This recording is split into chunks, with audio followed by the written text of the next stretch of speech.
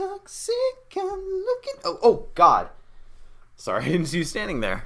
Well, you must be the newbie. Welcome to Mythos Busters Incorporated. I'm Sean, the CEO and Director of SALT. Come on in, let me show you around. Okay, so right around the corner here at the desk is Josh. He's our executive receptionist and next of kin notifier. You can see he's currently working on condolence packages for the family of participants in next year's Forgotten Age Iron Man event. Don't skimp on the tissues, Josh. It's gonna get messy in there. Over here is our boy Justin. He's our resident administratomancer. Anything that comes out of Mythos Busters that seems like it's high rent, yeah, it's probably his fault. Through this hallway is Steve, head of HR. And yeah, that's Steve with a B. I think you spoke to him for your phone interview? Yeah, he doesn't know that we know, but Steve is actually an alien consciousness in a human husk, sent here to perform strange psychological experiments. So, you know, just like HR at any company. Hey, Steve.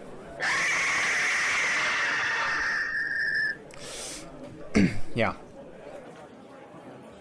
And through here, this is Morton. He's Director of Gug Relations and Beer Snobbery. He also does a mean rock you like a hurricane. Ooh, remind me to enroll you in our Royal Karaoke Society. Kind of works best if it's an opt-out situation. Yeah, and over here's Kyle. He's our Director of Technical Management and Legume Quantification. Yeah, he counts the beans just fine, but all our reports show that tentacle pulling hasn't actually been reduced, so that position may be vacant soon, if you know what I mean.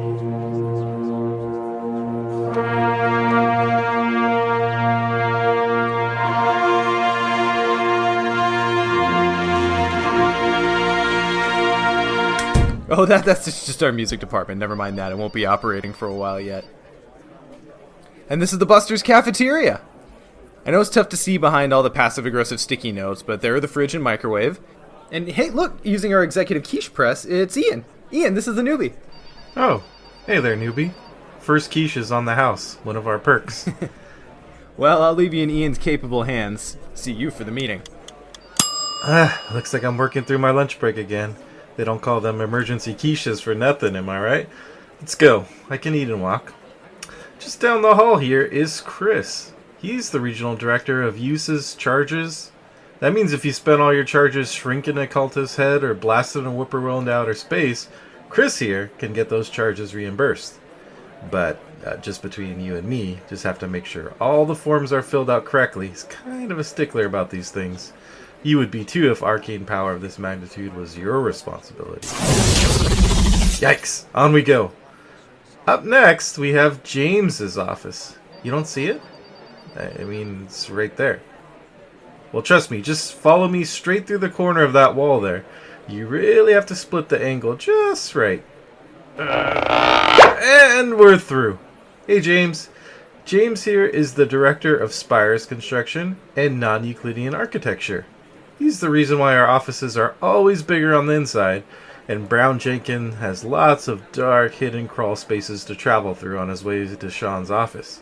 Don't worry if you don't know who Brown Jenkins is yet. He really will find his way into your heart soon enough. Anyway, back out we go. Oh, look, it's Andrew. Hey, Andrew, can I stop you for a minute?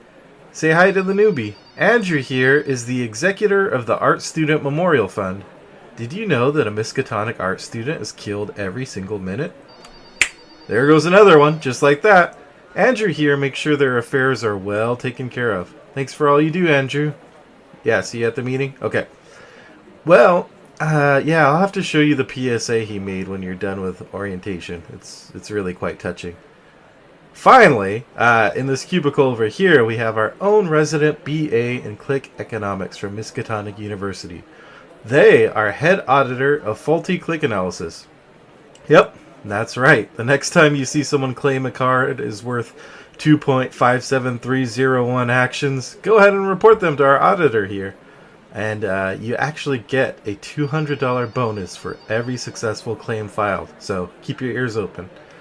I have to get back to work now, but I've just spotted Nick right in the nick of time in the middle of cleaning Brown Jenkins' grooming brush.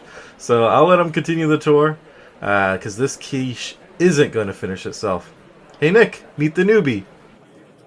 Oh, hey newbie.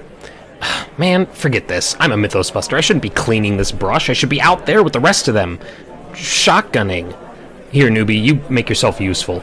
Don't be afraid to really get your hands dirty with that thing now. Can you walk and talk? No? Fine, I'll do all the talking.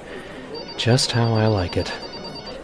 Alright, by now you know the drill. We go for a stroll, we see some people, I make a joke, we move on. Like here, with our manager of obscure references and esoterica, Daniel Running. Now this is a guy who does have class, who is a contender. So if you feel like you're not in Kansas anymore, well, after all, tomorrow is another day. So feel free to round up the usual suspects, and remember, now the workers have struck for fame because Lennon's on sale again. And we all buy the things we don't need to impress the people we don't like, right? Got all that, newbie? Alright, moving on. Okay, stay close. Left, left, right, straight, left, straight, right, and was it left? No, left. Okay, alright, we're here. Around this last corner is Jeff Jackson, our lead labyrinthian lunatic dominatrix. Jeff? I hope you're decent this time. I got the rookie. Oh, well, now we're all grown up. Just make sure you wash that thing before returning it to my desk, Jeff. Oh, see that elevator over there? Yeah, that's not for you. That's not for any of us. That leads directly to the orrery on the roof, where Tom, the founding father of Mythos Busters, likes to hang out. We haven't seen him in a while, but he's up there somewhere, fighting the good fight. Godspeed, Tom. Godspeed. Oh, excuse me. Now, this door here, you're probably thinking that it looks like it never gets opened. Well, you'd be thinking right. This is the office of Chad Reaverman, our combo coordinator for neutral investigators. Hey, Chad. Keep digging, buddy. You're doing the Lord's work. And before you ask, there's no hope for him. What the hell are you doing? Are you still working on that thing? Who gave you a stupid job like cleaning that brush? Just wait here. I'm sure someone will be along for you any second now. God damn it, I can't believe I always get stuck with this sort of job. Just always leaving. Listen, either you cut or you're cut. Guy couldn't cut to 30 if his life depended on it. Oh, hey, newbie. Oh, look at you with your clean pressed shirt and your awkward smile. That won't last long, and you probably won't either. But I guess we always need new bodies. Come with me. I'll take you around the darker areas of the office. Around this corner and past the iron bars is Alan Denizen's office. He's our executive shantank handler. I wouldn't want to be the one strapped with that job. Sometimes it's the shantank that does most of the handling, but Alan's been doing a pretty good job. He hasn't died yet. If you follow this hall a little further, you get to the pimp wing, which is one of my favorite parts of the office. Matthew Hardgrove Farby is in charge here as our director of chit fondling. As the great philosopher Big Daddy Kane once wrote, "Pimpin' ain't easy," and Matthew was proven to be quite the Mac Daddy himself. Make sure to come back here and visit him after you're settled. He'll get you what you crave. Lastly, this door on the right is Craig Lincoln's office, although I wouldn't go in there uninvited if I were you. Really unsafe. Craig is our manager in charge of hard knocks and hard cuts. Can't get that last card out of your deck? You come to Craig. Though you may be better off doing it yourself. Craig's method involves a lot of alcohol, hence the hard knocks, and a lot of sharp blades, hence the hard cuts. There's only about a 70% chance you lose a finger in the process, but there's always that risk, right? Oh, looks like Sean's calling a meeting. Follow me, newbie. All right, everyone, let's bring it in for the meeting. Bring it on in. Yeah. All company meeting. All right, everyone, thanks for being only 8 minutes late. Wow, that is a Mythos Busters best. Before we get started, I want to let everyone know, though, that our board of directors is on its way here for this meeting. So for the love of God, please look busy. Our Gen Con swag depends on it. Friggin' board of directors always walking around like their shit don't stink. Oh, and here they are, fresh off the bus from that golfing trip to the Dreamlands, our esteemed members of the board, Ian, Chris, Alex, and Dave. Round of applause, everyone.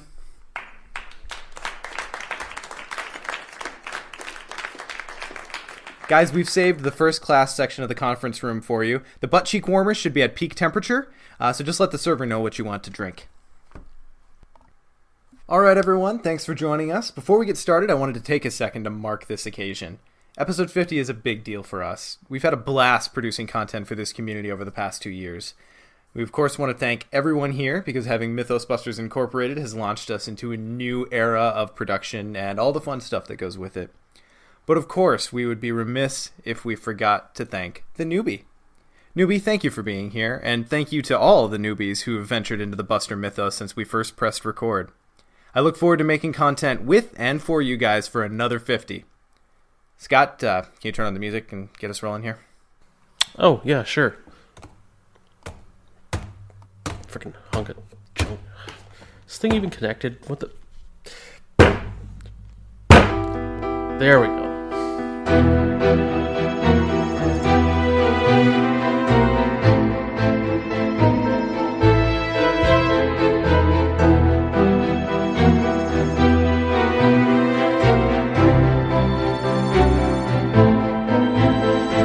Mythos Busters, investigating the mystery, monsters, and madness of Arkham Horror, the card game. Hello and welcome to this very special episode 50 of Mythos Busters. Guys, we did it 50! Woo! 50! Middle age. Okay, I made it weird. I'm sorry. It seemed right. I felt it at the moment. As you do. So, on this episode, we're taking a break from our normal rigors, and we've got a very special guest with us tonight. One, Mr. Matthew Newman, Esquire. Sure. You could add that. I mean... That'd be cool. What is the Let's go with qualification you have to complete to add Esquire to the end of your name? So I think technically First, speaking... tell them why you know this. I am a law school graduate, if you don't know. But technically speaking, I think it's fine if I call myself Esquire. But I think it's generally frowned upon if I'm not practicing law. Oh, who's coming for you? Well, yeah, I mean, I don't, like... I expect whatever, to see it on but- all of the credits from now Yes. on. I mean, We joke people about throw that, actually. rules Like, questions there's- at you all the time. Yeah, actually, Nate said I should do that. I don't think I'm gonna, but... Well, if Nate says it, it's gospel, right? Yeah, exactly. Yeah.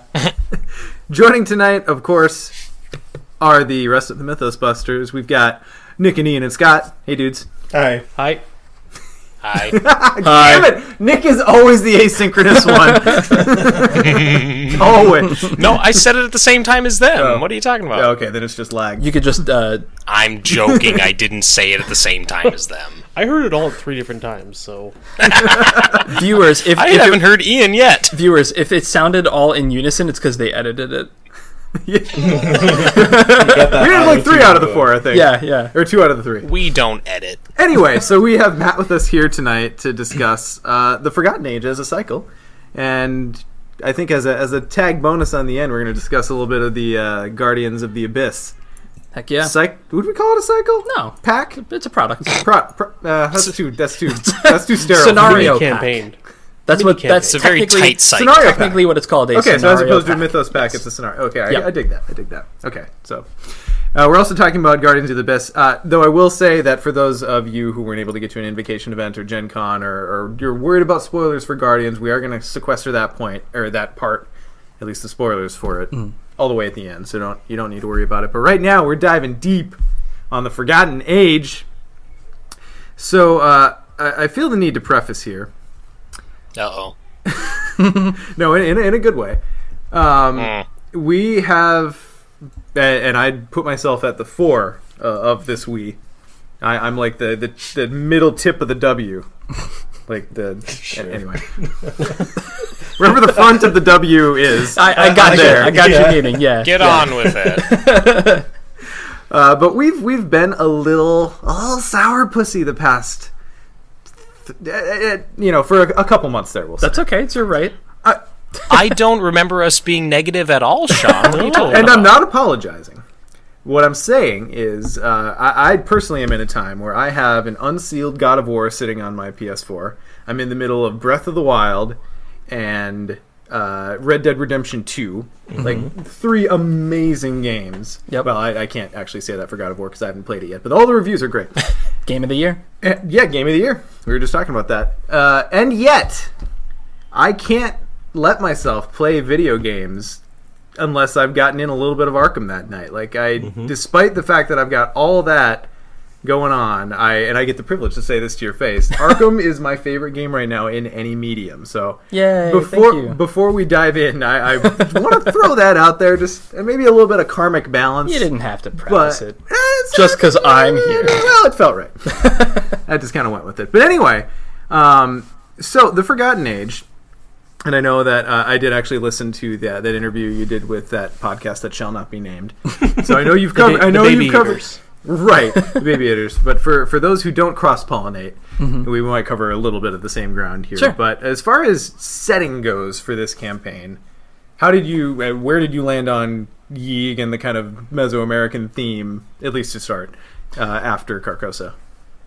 So I think pretty early on after, actually not even when we were done with Carcosa, before we were done with Carcosa, we started planning out the next cycle because that's kind of how it works. And I think the decision to do Yig was pretty quick. Like, it was pretty easy. It wasn't something that we really argued about or questioned. That just felt right. Well, yeah, we knew we wanted to do an expedition. Like, Okay. that was the core of it. Okay. And in the expedition sort of line of ancient ones, he's one of the more prominent ones. So it just kind of made sense. And Yig is also, I would say, a bit lesser known as an ancient one. Oh, that was the other thing. I wanted to do one of the ancient ones that wasn't one of like the 4 that were in the core set. Sure. Right? I guess 5 in the core set if you count Mordoth.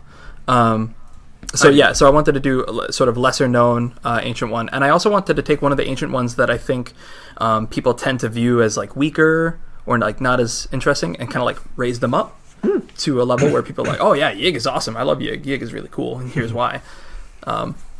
That was pretty quick. As for the Mesoamerican setting, we actually originally were talking about doing the Amazon. Okay. Because if you look at like the Eldritch Horror board, the Amazon is like one of those central expedition places. That's where the snake people pop up. Right, yeah. And also, that's kind of like Yig's territory, is that entire Central and South America. Sure. But after we talked about it for a while with the story group, and Andrew Navarro, our creative director, was like, why don't we do just Mexico? Because that's not really done as often in the other Arkham games. Sure. So I kind of refocused the entire narrative around Mexico. And then as I was doing that, I was reading The Mound and some of these other bits of the source material, and it was like a happy accident that in The Mound, it's a Spanish conquistador traveling from Mexico up north to Oklahoma, so it's like a reverse of what we're doing. So I thought that was kind of cool. Okay.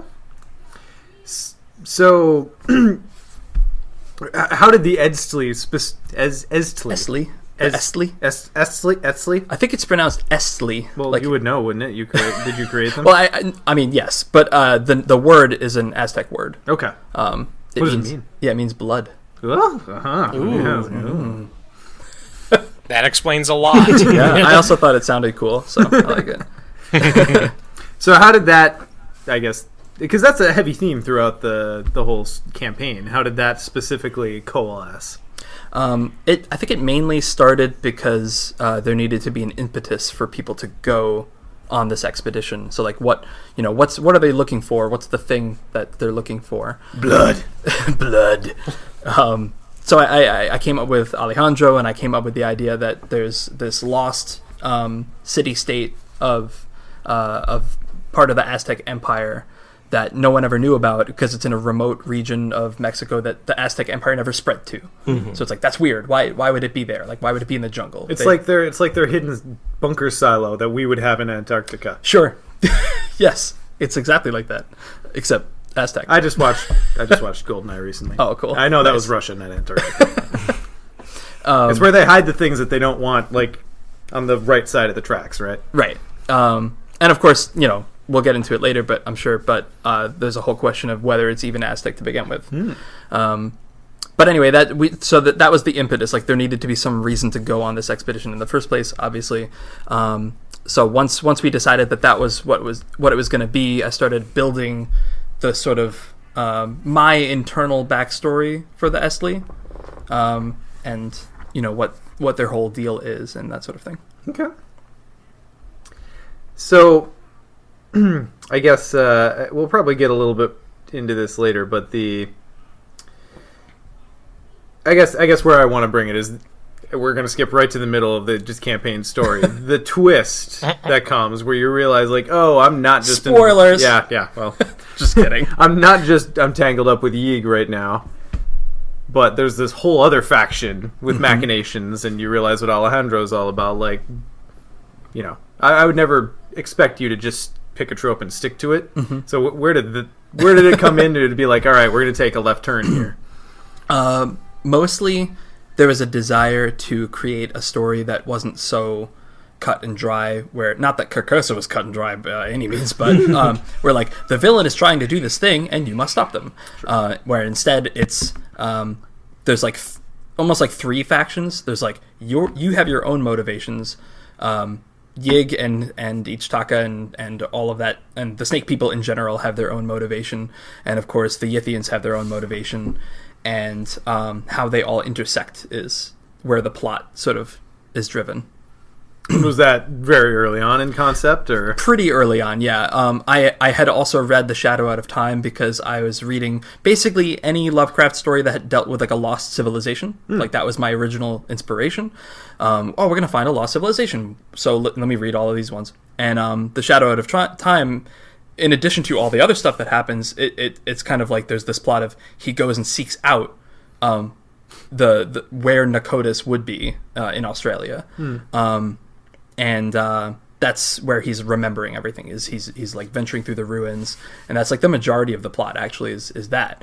And I was thinking about the Yithians, and I thought, since I had already at that point decided on there being some kind of time mechanic as well, time travel, I thought it'd be the perfect place to have that, since we've done Yithians in the past, but not really like as, you know, beings that can sort of move through time. We've done them just as beings that sort of move through space, you know. They were heavily featured in Lost in Time and Space. Right, exactly, yeah. Because they kind of like are extra dimensional in a way. Not really, but yeah, it worked. Close enough. Yeah, it worked for that particular scenario. And in the Call of Cthulhu card game, they were very closely related to Yog-Sothoth, so it kind of fit that campaign as well. But I wanted to do them in a different way, and kind of do like the truth behind their backstory. Okay. So, and then I at one point I remember having a meeting with the story group where I pitched, we're not even involved. It's a fight between these two factions. They both want to restore their civilizations, and we're just like caught in the middle. And everyone was like, that sounds great. Do that. Please do that immediately. That sounds awesome. So I ran with it. It was the... Oh, I totally lost my question. Mark the time down. Okay. Okay, yep. No, now I got it. Sorry, I was just... You're fine. Reading and listening at the same time carries its own complications. My question was, as someone who's not... Oh, sorry, let me actually take this here. So as someone who's not as familiar with like the minutiae of the back lore, is that actually established in Lovecraft's writings that these two civilizations clash? No. That's something that we totally made up for this story. But I think it fits. I would hope that it fits their motivations, because the Serpent people don't have any way of doing that on their own. They're not as technologically advanced as the Yithian race. So the idea that they would get access to that sort of technology and then try to use it in that way was kind of neat and interesting and different from the usual MO of, oh, humans, murder. Kill all humans. Basically. So then what... I don't know. I do know that what was written was a little ambiguous, but can you tell us what the origin of the relic actually was?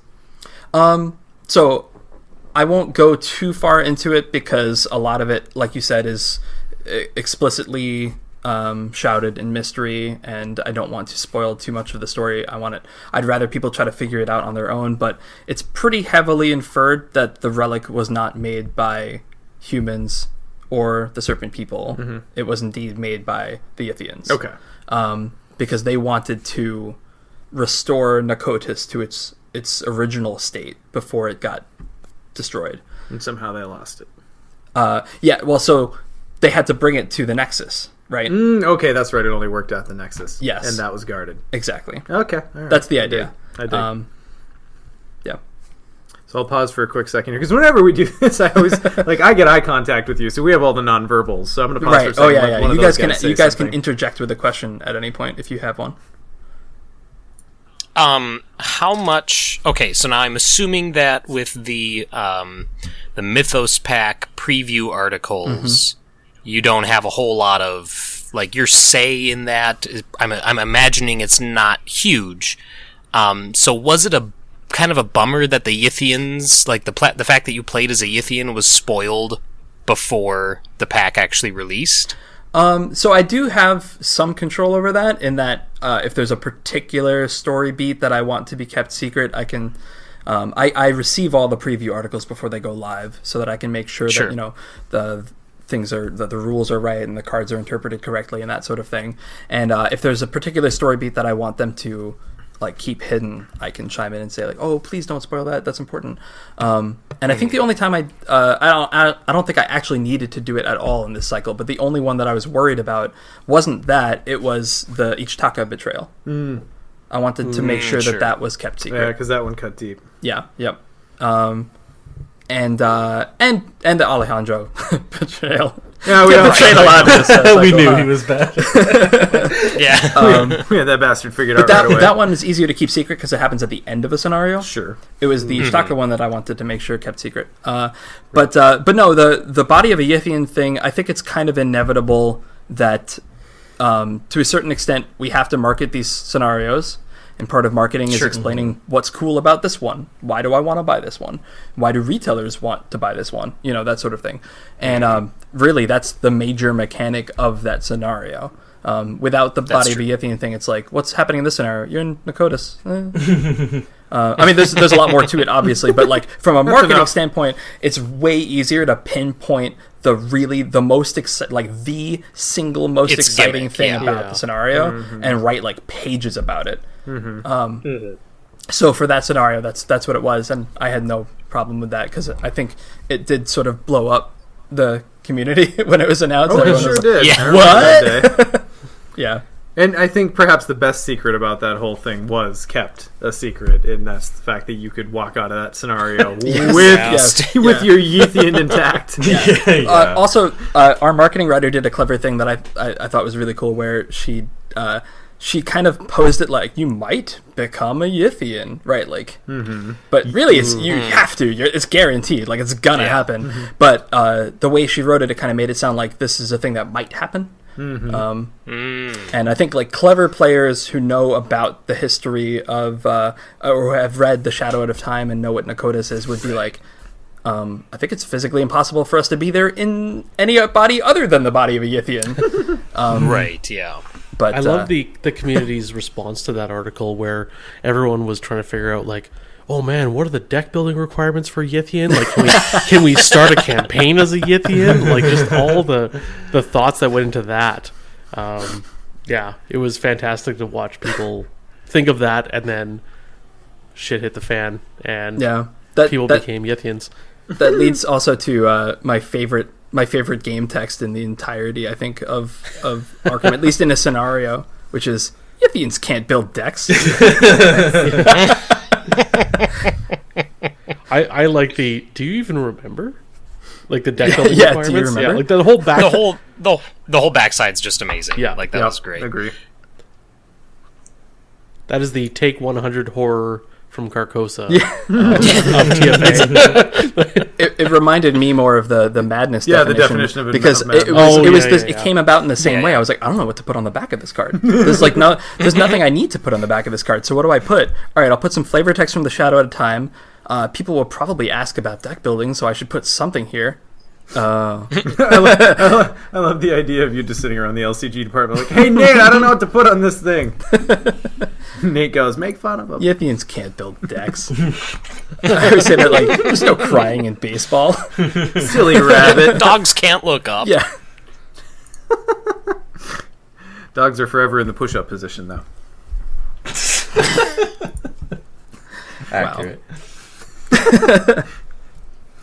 Hashtag Mitch Hedberg. I almost forgot his name for a quick second. Mitch Hedberg. There. Yeah. Anyway. He's one of my favorite comedians. So, sorry, Ian, did you have something? Oh, I was going to ask, kind of going back to the origin of, you mentioned some of the kind of inspirations behind why picking this setting, but did it factor in at all? Because Carcosa was such like a horror-heavy type campaign, and lots of like willpower focus. Did it factor at all that you kind of wanted to shift over and like hit us with some damage and agility type focus? Yeah. Although I think it wasn't so much a focus on damage so much as it was a focus on enemies. Sure. Yeah. It was kind of like, this is the expedition. What's the word? This is the adventure, and the adventure is a bit less psychological and a bit more physical, and it's a bit more like confrontational, where it's like, there's more physical peril. Yeah, well, yeah, and like the threats that you face are more creatures and beings and less stuff in your head, you know. Yeah. And even the treacheries were like, some of them at least were a lot of them were very physical focus as well. Like you're entombed and you have to break your way out, or ants. Like ants crawling up your leg. There's a pitfall, or there's a bridge that collapses. That one's a location, but yeah, it's that sort of thing. I just hear the old pitfall sound effects whenever I pull that. I mean, like Tomb Raider, Pitfall, Indiana Jones. Those are like major sources of inspiration for this cycle. Especially Tomb Raider. The original Tomb Raider was scary, man. Yeah, it was. Dude, it was amazing. Dead bodies and like dinosaurs. Yeah, why don't we have Tomb Raider 2 was the best, though. Why don't we have dinosaurs? Why don't we have dinosaurs? We have time travel, Matthew. You know, Missed Sean has a very good point. Brad would have loved it if I I'm put with Sean on dinosaurs this in. one. He loves dinosaurs. So that's something for Return to the Forgotten Age. Return to the Forgotten Age. No, however, Just a dinosaur. yes, I'd be happy with one. Sure. An ally, please. Triceratops. And now, if Return to the Forgotten Age is not instead named the Remembered Age, you guys have missed an opportunity. I just wanted to point that out. We're always constantly thinking of scenario titles we can't use because it would say Return to whatever. Like we can never create a scenario that starts with Return to. Like Return to Mirkwood in Lord of the Rings. We can't do that. It would be Return to Mirkwood, like that. You know what I mean? Yeah. Oh yeah. You should have a scenario that would fit like in this campaign, though. Yeah. A scenario named like Sender of Woes. Return to Sender of Woes. You should see how many Return Tos you could fit in a title. Like after you get Return to the Forgotten Age, if it happens. Yeah. Like the scenario 9. Return to box. It's like Return to, but then it'd be Return to,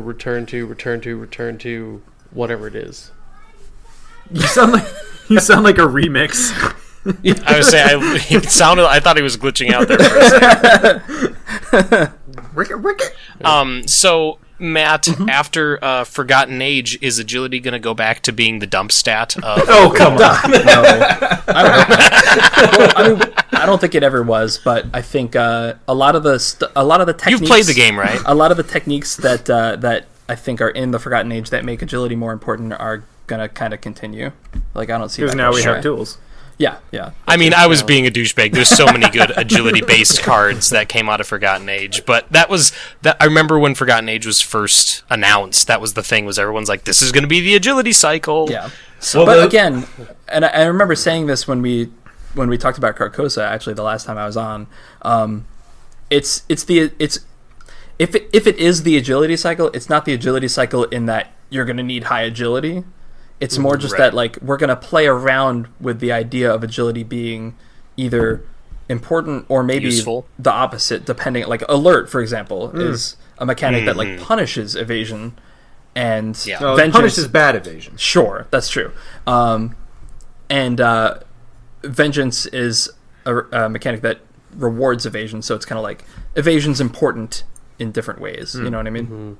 Right. Well, even Motux in our Discord did a study on, whatever you want to call it, pulled up the stats on treacheries and what stat they they test, and willpower is still winning 2-1 over agility. Yeah, throughout the cycle. willpower is always going to be the more important stat for treacheries, Right. Because how you defend your board.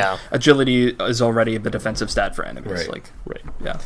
Yeah, I feel like that's kind of the common way to think of Forgotten Age is the agility cycle, which there is a bit more emphasis in certain ways, but it's not like it's just throw agility in and it's going to be better, because there's alert, there is a lot more hunters. I feel like I haven't done a statistical analysis, but I feel like there is way more hunters than in Carcosa. And so it's agility helps. My agility investigators have done very well in the cycle, but it's also not just the push button way to win. Yeah, exactly. Agility's great until you realize the temple rearranged itself and I have to go back through it. I'm out of here. Elusive. The whole full first half of that game, you're like, you're someone else's problem. So, Matt, let's big topic here, because I know the community has been all about this since, I guess, the box dropped. Difficulty. And I know we had this is our return to moan fest, but we're not going to moan that much. Return to. Yeah. No, I think we're on 3 returns at this point, if we're being fair. It's exponential now. Was the Forgotten Age intended to be a significant step up in difficulty? I would say yes and no. It wasn't really intended to be that much more difficult in terms of gameplay. It's just sort of the dice fell that way, I would say. That makes it sound like I have no control over it, which is not true, but you get what I'm saying. I'll get into it later. But there's a couple moving pieces you have to worry about. Just a few, though. Yeah. But there were parts of it that were intended to be particularly difficult. Mainly the supplies. I would say more than half of the supplies punish you for not having them rather than reward you for having them, which is sort of something taken from Choose Your Own Adventure books. And oh, you don't have the rope. That's bad. Nick, we used to play those. That's my only memory of picking supplies other than the Forgotten Age. Yeah. And then also a lot of the trauma. Well, this ties into the supplies, but a lot of the trauma that's given out between scenarios. That, especially in the beginning, that was intentional, because I wanted to really tell the story of this doomed expedition. That those first 2 scenarios are oh man, let's not do that again. That expedition was a bad idea. Right. And I really like the storyline of getting home from those 2 expeditions and retiring those investigators, or those investigators never made it back. I like that ending as well. Yeah. And I did throw in some ways to recover. There's the recovery point after Threads of Fate, and my hope was that the next few scenarios after that would be easier to compensate. But some of them were. So Heart of the Elders was easier. Threads of Fate were easier. Yeah. It was definitely a front-loaded the one campaign. immediately after. Yes, it was certainly more front-loaded, and I think that came with a significant amount of pros and cons. So, yeah.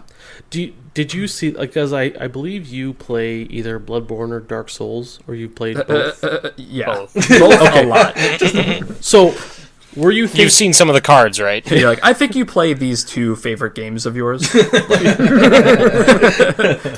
this the Bloodborne or Dark Souls cycle? It was difficult, unyielding, but very fair.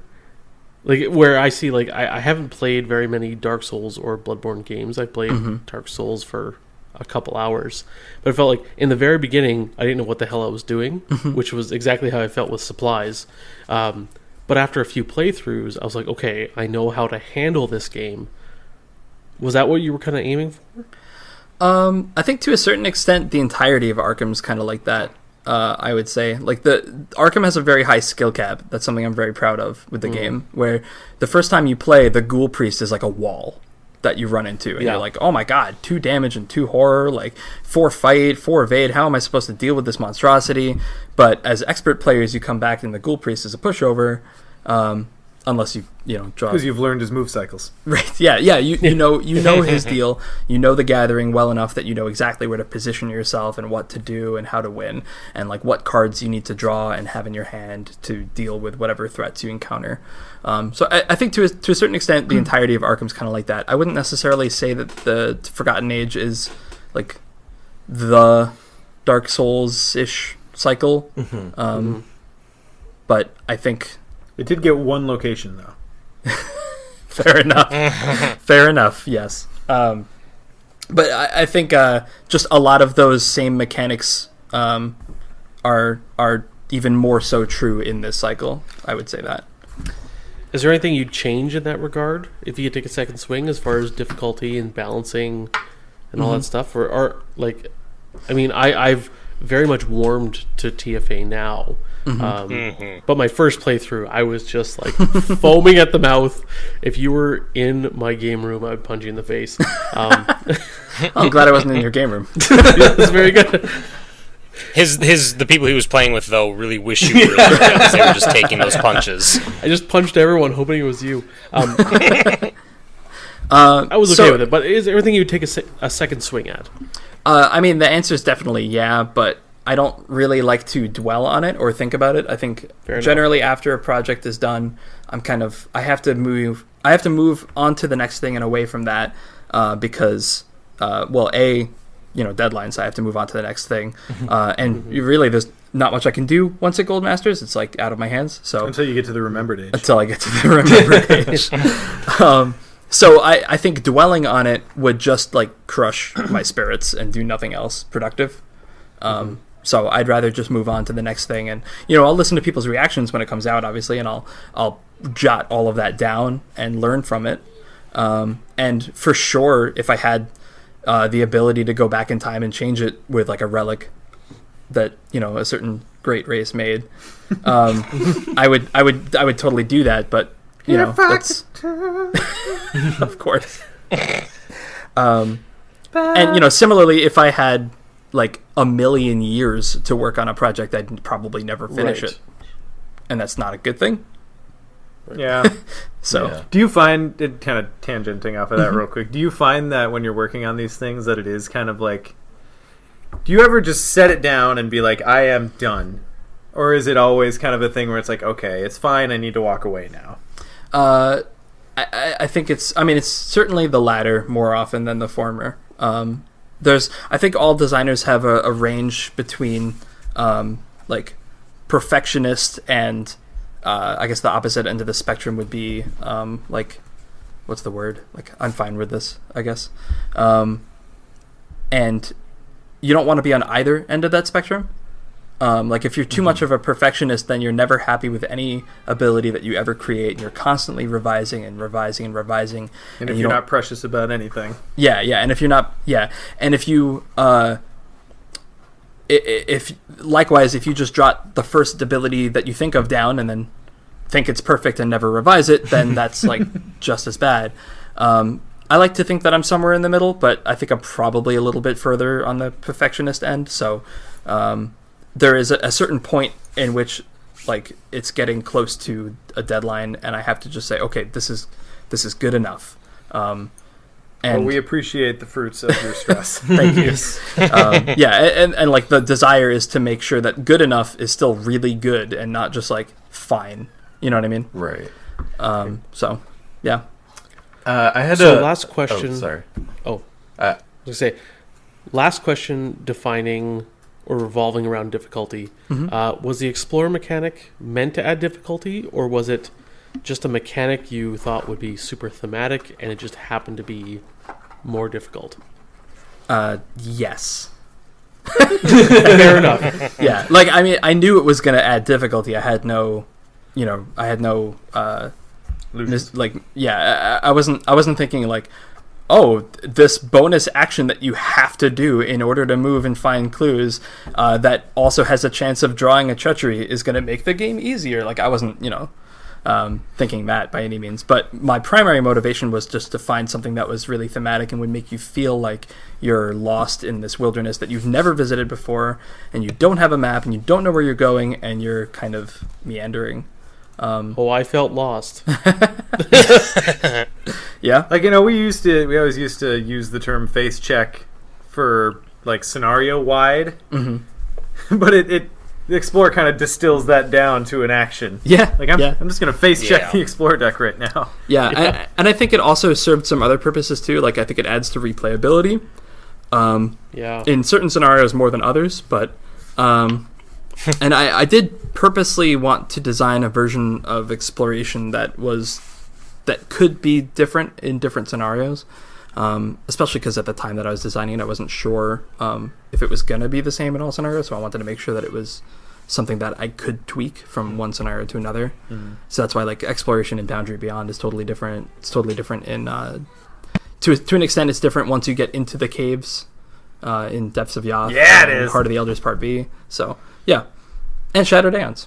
And It's in different in Shattered that Aeons. too. Ian, was your question difficulty related? Because I have one more before we move Yeah, on. I was gonna. Then go. Okay. I think one of the hardest parts about designing for co-op LCGs in particular is, like, you have the hardcore players who are just gonna, like, master the Dark Souls type, patterns and figure out how to game it. And then you have the players who are just they meet with their group to play through a campaign, and they don't have, like, the 5 or 6 campaigns going on at once that I generally have. So are there particular... Just 6? Well, are there particular things in TFA that you built in difficulty-wise with thinking of, like, more casual players or players that aren't necessarily going to, like, keep taking this swing at a scenario over and over again? To a certain extent, yeah. Like in certain scenarios you actually get a second chance to play through them if you fail, instead of just moving on to the next thing. I think that's something it's beneficial for the story. That's, like, the main reason why I did it, but it's beneficial for some players as well, because I think if you're playing through and you're really kind of getting walloped every time, I don't necessarily want you to just be like, okay, well, I'll wait a month. Right. You know what I mean? Like, I want you to keep playing the scenario. And if you're only playing one campaign or 2 campaigns at a time, this gives you that second shot. Like, okay, you might have messed up that time, but here we go. Try it again. And now you know a little bit more about what you're doing. And a lot of the stuff doesn't carry over from one scenario to another. Or from one, like, loop to the next. So if you ran around and killed, like, 19 snakes and your vengeance was, like, skyrocketed and that's why you lost. Nick's sitting right here. Yeah. Burn the temple down. But it's good that you brought up the difference between different groups, because that's something that I observed, I think, that might have led to some of the heightened difficulty. And I don't mean to sound, like, apologetic in this, like, I'm not trying to be defensive, but it's a fact that when a scenario is released, it is seen by, like, 19,000 times more people than playtested it. You know what I mean? Like, Oh yeah, for sure. yeah, like like there's no way around that. It's just one of those things where my playtest group was probably composed of really skilled players who knew what they were doing, and when I get feedback from them that's like, yeah, I crushed it, that makes me think, That was a very good Jeremy's Wern impression, by the way. that was probably a direct quote from Jeremy's Wern, but yeah, I've heard him say that's not it to say that myself. all my playtesters are expert players. I actually purposely have people on my playtest group who are not expert players, so that I can kind of get that angle as well. Sure. And that's something that I've tried to do even more so in the future. But I know for a fact that some of the scenarios that came out more difficult than I intended, that I was like, oh wow, I'm surprised that this is as difficult as it is, probably came about because of that, where, at like the 11th hour, I thought, oh, people are having a really easy time with the scenario. I don't want that to be the case. And in general, I'd rather err on the side of difficult than easy. Right. So I think one of my favorite, you were mentioning the Doom of Esley specifically, where you can kind of play it again, or one of my favorite options in there too is that you can just blow up the freaking thing. the only real option. Because I remember my blind run was with Ursula, and I was just getting frustrated. I was like, just blow up the temple. But I liked that it was a mechanic built into it that also made for a good story because, funnily enough, talking about difficulty, my blind run of TFA was actually the most successful out of any of the campaigns, even though Ursula ultimately failed in Shattered Aeons, despite her I'm Ian. I'm good at TFA. Well, the thing is Ursula. because even though she racked up insane amounts of vengeance and trauma, there's still you're so beat up by the end of it, but it's still you're able to kind of crawl over to the finish line and have a shot at it. Same with my Silas and Mateo campaigns where they were beat to hell by the end of it, but they still had a shot at the end. So yeah. And correct me if I'm wrong, but I feel like I gave out more experience in the Forgotten Age than in previous campaigns. I think so, yeah. There was more available. Sure, yeah, I guess that's what I meant. Not for free, but I don't know that I would put it exactly like you did, but yeah, no, I feel like if you're doing well in TFA, big if, but if you're doing well in TFA, you're getting generally more experience than most other campaigns. Yeah. All I know is there were multiple times when I would add an enemy to the victory display, and then at the end of the scenario, I'm counting my experience, and I'm like, damn it, those are vengeance points! I've done that. Same with locations. I think that's happened more. Yes, more often than not. We're conditioned to recognize that little bold text. Doesn't help that they both start with V.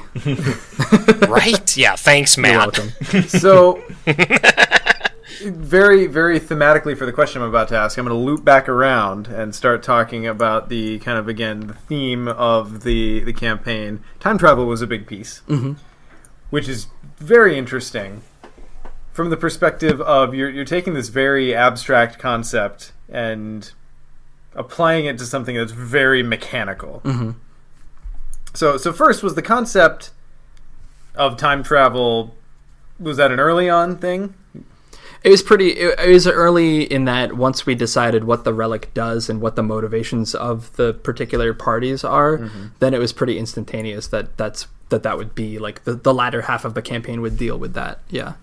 And was then the concept of potentially repeating scenarios, obviously the epilogue for sure, but yeah, Doom or Heart of the Elders, was that idea of kind of repetition and second chances, was that kind of all part of that, or was that kind of a byproduct?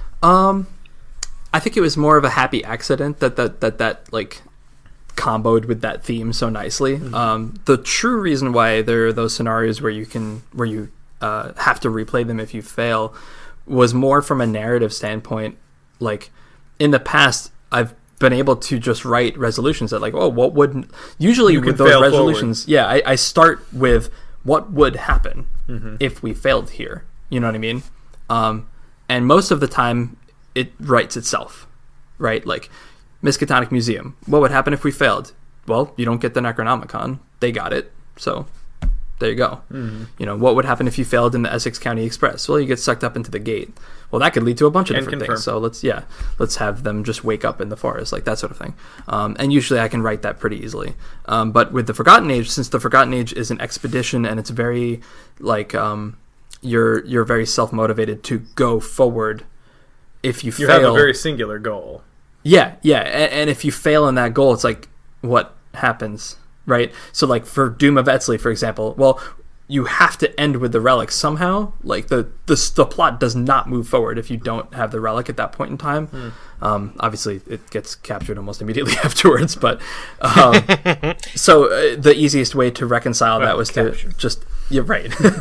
The easiest way to reconcile that was to just have you do it again, and then with Doom in particular, you have the blow it all up ending, which is different. But with Heart of the Elders, even more so.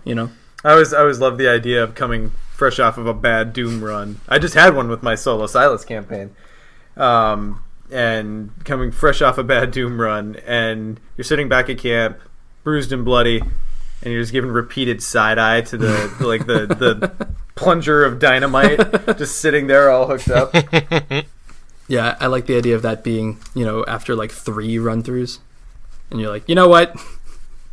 I'm fed up with this temple. Oh, it was after 1 for my Calvin campaign. Oh, well, I mean... I failed once with Calvin, and I'm like, nope, blowing it up. Yeah. And then in my Leo campaign, I kind of wish that I had the option to blow it up after I succeeded. Just for the extra vengeance. Just cause. So That was my high vengeance campaign. It didn't go well. did that end before or after Depths of Yath? Before. Okay. Okay. Oh, you didn't even get to see the payout. So, kind of moving on from there, then, I have to say I've very much softened toward that like little mid-campaign sag that I had back when those came out. Like the last half of the campaign is amazing. What aspects, kind of looking back on the whole thing now, are you most proud of getting across? Let's see. I think the narrative is probably like number one. Like, if I can cheat and not talk about mechanics for a second. All out. Okay. Yeah, I think the narrative is probably the thing that I'm the most proud of. In addition to just overall writing quality, which I think has improved over time, I also just like how, more so even than the previous campaigns, I see a lot of people treating it like episodes of a TV show, and there are threads popping up on forums and whatnot that aren't, oh, I like this card, or I'm excited to see what cards come out. It's like, I wonder what happens next, you know, in the plot. Was Alejandro the custodian? Right. Yeah, which we now know. Right. And like threads like that though, like I saw a lot of theory threads popping up that I was like really happy to see that when that happened. People saying like, oh, I think that Ichitaka is this and Alejandro's this, and I think that this is what's really happening. And some of them were even like really close or I was about to say, on. does anyone ever get anything right? There were a couple people who either got it like perfectly correct or very, very, very close. At which point I would always turn to Jeremy, because he sits like right next to me, and show him, and he'd be like, "Nice," because that's Jeremy. Yeah. So I'm really happy that like shone through, you know, and like the twists. I'm really happy that the twists felt like twists. They sure did. Awesome. Pausing for you guys. I also, like, mechanically, I guess, I'm really happy with the way that the seal keyword turned out. Sure. Seal is fun. Oh, yeah. Yeah. Seal's a mechanic God. that I've wanted to do for a really long time. So I'm happy that, you know, we finally got the chance to do it and do it right, you know.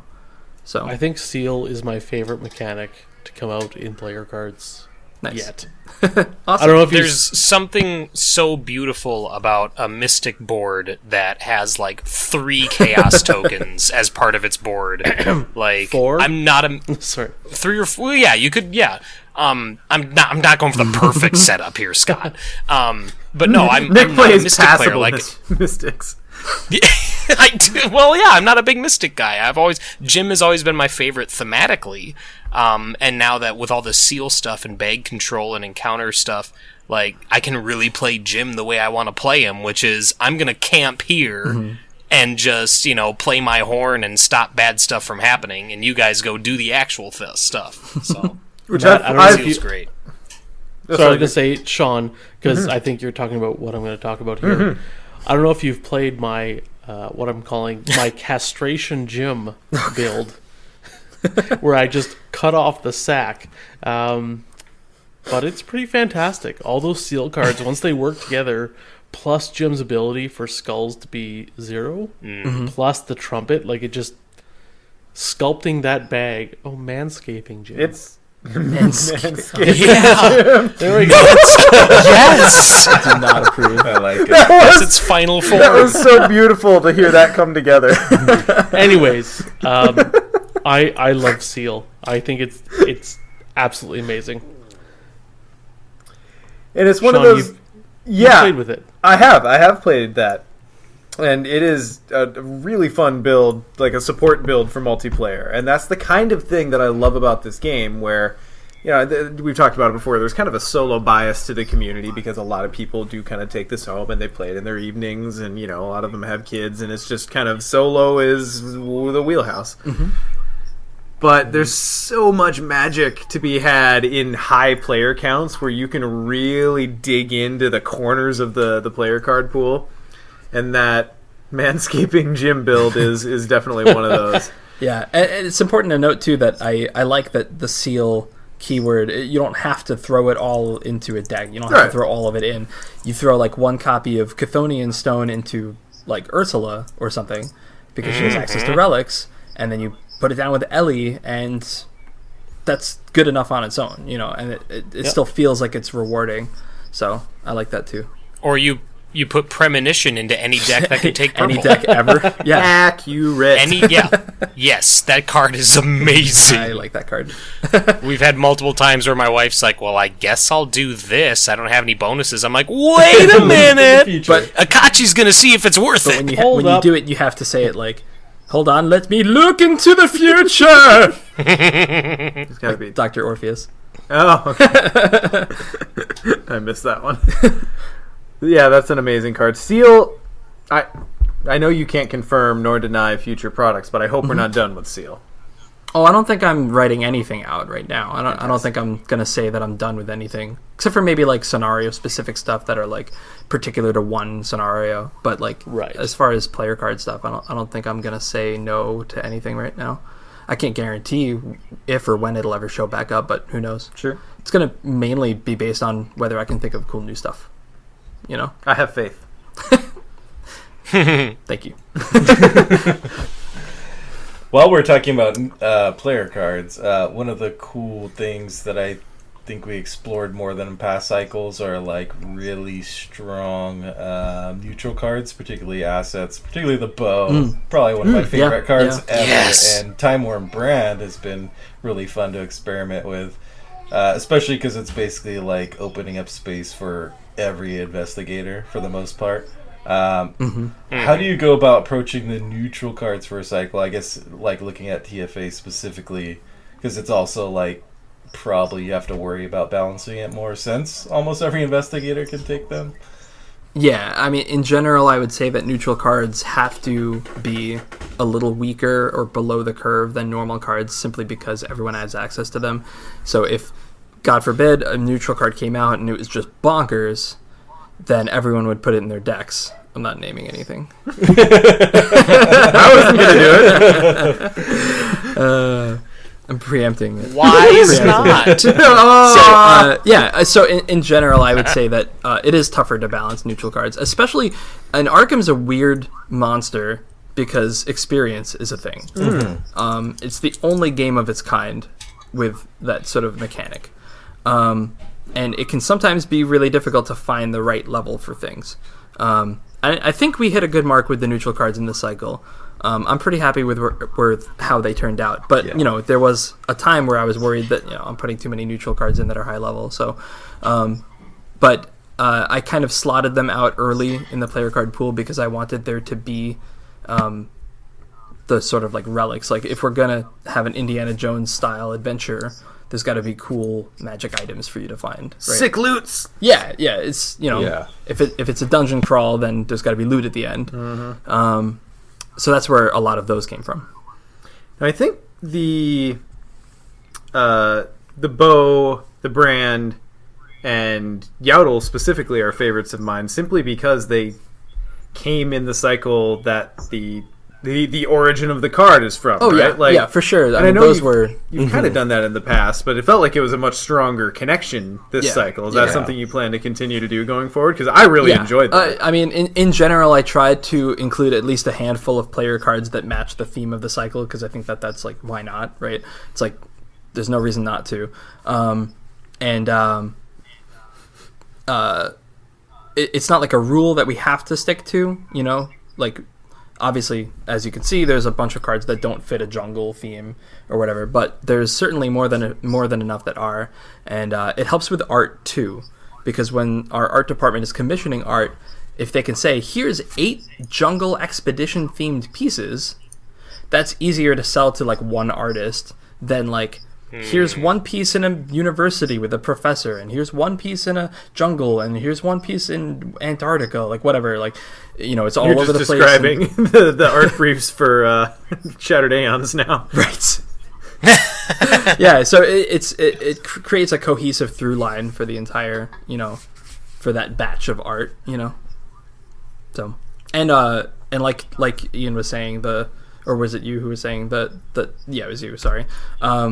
the bow and the brand in particular, they're so cool Aztec weapons. Like, Aztecs had the coolest weapons, so I really wanted those to be in the cycle. So, I love how the brand is basically just like a cricket paddle with razor blades stuck in. Right. Yes. Obsidian razor blades. Yes. Yeah, super sharp. Yeah. Actually, I think, if I remember correctly, I could be wrong on this, but I think the Time Worn brand art was commissioned for a different game, and I just, like, stole it. Nice. Oh, wow. I'm trying to remember. Was it Netrunner? No, it was a different Arkham game. That was a joke. That was a joke. I know. Okay. No, it was, hey, that's my fish. Yeah. It was met with very little laughter, so I felt the need to qualify. Yeah. But yeah, sometimes there's some coordination between the different groups. Okay. So let's at this point kind of start drilling through the scenarios and kind of picking out things we want to talk about. So opening up with the Untamed Wilds. I know we've already kind of talked about, that adventure expedition obviously being a heavy theme. Mm-hmm. What, you've mentioned Indiana Jones. Do you have any other kind of specific influences that informed these cards specifically? Yeah, Tomb Raider. Like, I think I mentioned that too. I guess maybe Jumanji. New one or old one? The new one was very acceptable, wasn't it? Yeah, it's great. I liked it a lot. That's not off topic at all. No, it was great. Let's see, and just the Lovecraft stories that I mentioned earlier. Okay, those are like my main sources of inspiration. I could probably think of more if pressed, but I'm struggling to remember. But like anything where the main character is trying to survive out in the wilds and exploring and looking for something, Perhaps Brendan Fraser's The Mummy? Sure. No, The Mummy for sure. I mean, obviously it's a different setting, but that style. Yeah, for sure. Also, oh man. I'm blanking. I'm sorry. You're good.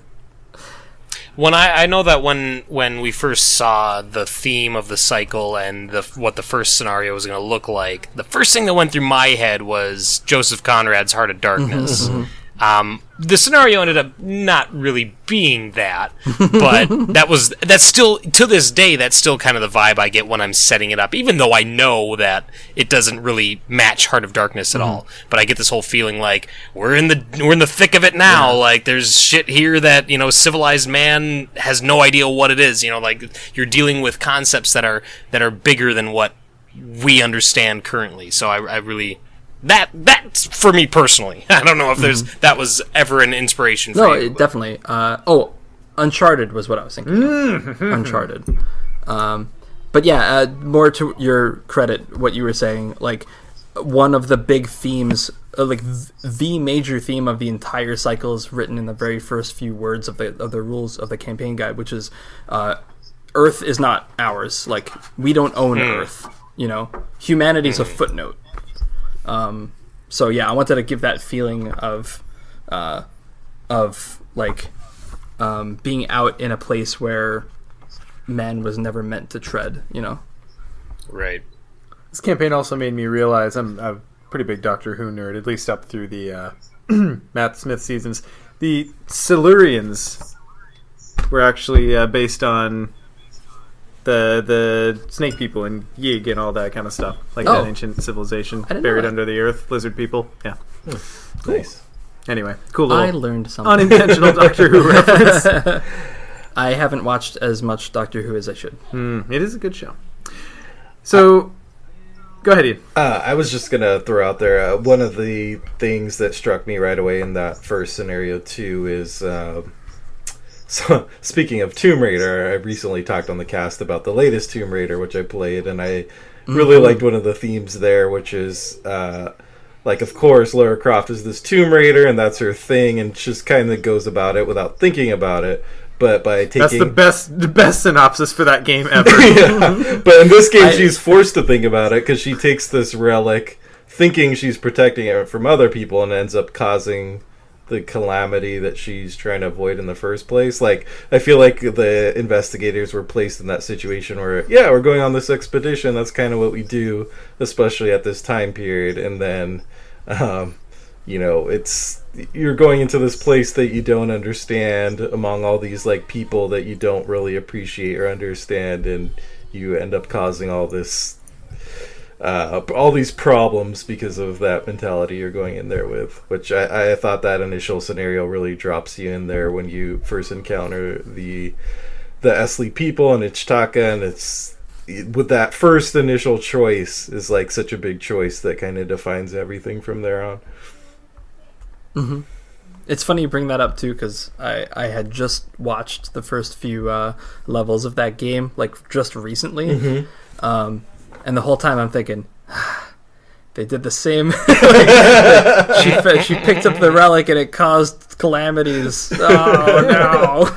Well, it's such a good like.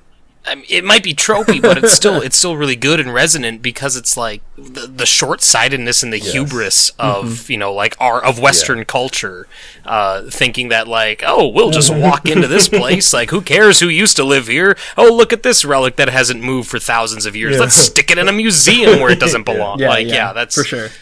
So moving then to Doom. Mm-hmm. Which I think we all see. Oh. Okay, Nick, go ahead. I'll let you. I'll let you run this piece. So with Doom of Esli, well, the first couple times I played it, I was like, this scenario, I don't know if I like it. Like, this is like it has a really cool turn, but I don't know. And now, like, it's a credit to TFA in general. The fact that I've started and completed more Forgotten Age campaigns than I would say than both Carcosa and Dunwich combined. So and Doom is always like Doom is one that I look forward to every campaign. Like in my head, I'm always like, I gotta get through Wilds, but then I get to do Doom. Like it's one of my favorite ones in the whole campaign. It's a lot of fun. But as far as that, like the shifting of the map and like what? Okay, I guess what my real question would be is, how much of this was you just going Raiders of the Lost Ark? I would say a bit of it, but like I did want to explicitly make sure that it wasn't just that. Again, right? So, I mean, there's no boulder. There's no boulder. Yeah, exactly. That's what everyone says. Well, it could be Raiders of the Lost Ark, but there's no boulder, so... Yeah. But yeah, I mean, obviously there's a lot of similarities, and that movie is one of the more impactful ones of my childhood, so there's probably quite a bit of that in there, whether I meant to do it or not. But more than anything, I just wanted to evoke, even more than Untamed Wilds, this sense that we have ventured into a place that is truly alive and hates us, and like does not want us here. You know what I mean? Yeah, totally. No, I love that scenario, and it's. I mean, I thought it was an amazing Arkham dungeon delve, and we talked about this in our last episode. Now, you obviously outdid even that later on in the same campaign that we'll get to, with probably my favorite scenario in the whole campaign. But Doom was a surprising turn for me, because I didn't know if I cared for it at first, and now it's turned into probably like my third favorite scenario out of all 8. So awesome, thank you. Guys, you want to know something cool I learned tonight? Yes. How hot is it? The Harbinger of Volusia is totally a chick. Did you guys know that? No, I did not know that. No. Yeah, I know. We were playing Depths of Yath, and I referred to her as she. Yeah, he just drops she like it's nothing. I'm like hold I the guess phone. that She. That makes sense. Like, you look at all the jewelry, and it's not that men can't wear jewelry, but I mean, like, it kind of evokes a feminine, like, attire. Also, you know what I mean? When I wrote the art brief for the Harbinger, I thought, actually, the entire story group got together to talk about Snake People for a while, because our art for Snake People before this cycle was all over the place in terms of like style, what they looked like. So we wanted to create like a style guide for the serpents, and as part of that, it was Nikki Valens actually, who was the Arkham 3rd edition designer, was saying we should definitely create a broader gender spectrum of serpent people without having them look like they're sexualized, because that's dumb and bad and dumb. Right. Yeah, you're not AD&D. because reptiles with mammary glands is not how nature works. Because that's not Right, exactly. So we listed out like feminine features that wouldn't read as that, right? So like slender shoulders and and like the jewelry, the headdress, and all that stuff was part of it as well. And she's got a little curve. Yeah, she's got a little bit of a slender curviness to her without it actually being like hips, So it the Harbinger's super thick. Right, yeah, it's like not With three intended Cs. at all. Like if any of them looked like that, I would have been like, no. Let's try again, do it again. So anyway, so that was definitely a thing, and it makes sense that you wouldn't automatically read it that way because we're not serpents. So. It's very rare that I sex a snake. Right, exactly. I think most people just refer to them as it. It's happened a couple times, but very but specific circumstances. Mm-hmm. Yeah, I stumble into it. It's not intentional. So, yeah. Harbinger is one of those enemies that I'm like, ooh boy, 5 victory points! And then, like, after 3 times playing, I'm like, no, back off. Leave it alone. Well, you don't double or nothing shotgun it in the first time it appears? I did with Leo, like, that first time through Doom, I was like, ooh, I think I can set this up to take that thing out before it leaves. And I did, and then I regretted it. As you do. Mm-hmm. So this is the first one that you could repeat. Mm-hmm. I actually used it for the first time recently. I have failed this scenario many times, but I had my solo Silas. He just kept drawing enemy after enemy and got locked down. I never actually left the entrance. Oh no. I got through to like the third agenda or whatever the last agenda is, and I'm like, yeah. I popped the Harbinger a couple times and resigned. I'm like, let's just take this again, man. So that's one of the downsides of the exploration mechanic. I like that it starts you off in a really simple board state. Mm-hmm. Like my favorite thing about Untamed Wilds is the fact that you just have the expedition camp in play, right? Where you're just like, where do we go? Like, I don't know, you got to explore, dude. Like, that's the whole point. That's because when you put the whole map of the Untamed Wilds out, you would actually need a globe to assemble it. Sure. The connections are too weird. Yeah. But like the downside of that is when there's only one location out, if you don't explore early enough and you don't have a map to like actually walk around, you can get bogged down by enemies pretty fast. So that's definitely a thing. It's okay when it happens on a resigned location, though. Right. Yeah. That's true. You got an ejector seat. Anything else about Doom before we move on?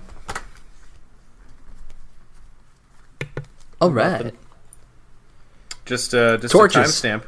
We're all just waiting for. We're all just waiting for. A thread I took to fade. torches for the first time the other day, and Bring torches. good God, Bring torches. it changes that scenario.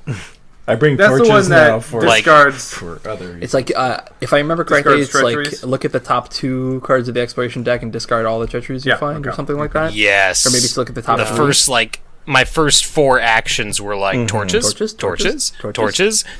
that 5 treacheries? Sweet, it's free now. Now I can just I go. love the idea of Ursula just sitting outside the temple, just stabbing the open doorway with her torch. I see you. I picture it like peek down this hallway and there's a pit. Peek down this hallway and there's a bunch of darts. Peek down this hallway. Well, someone died there. All right, what's down here again? That's funny. Pit. That's right. Okay. I always pictured it as lighting like braziers that you find Yeah. with your torch. Oh, And you're illuminating the hazards. That exactly. would make sense. I still like mine best, but those are both acceptable. I would say obviously Sean and I are both we're much more on the comic relief side. Well, I mean, one of the strengths of Arkham, I think, is the ability to interpret different card effects in different ways depending on the story that you like to tell. I would Right, tend like to emergency agree. aid. Yeah. Okay. Doom also had like one of the more complicated resolution setup. At the time that I wrote it, it was I think the most complicated one. That's no longer the case, but it took a while to figure out how to get it all to work with. You might have the relic, you might not have the relic, like all these different moving parts. So it took you a while to figure out how to pull together the threads of fate. Boo. What? That was a perfect segue! Screw you It guys! was. It got That's at my least 3 overstated grams. performance that got me. Yeah. Okay, so speaking of threads, so I feel it pretty safe to say that this scenario has kind of become a darling of the community. I think so. So we return to Arkham.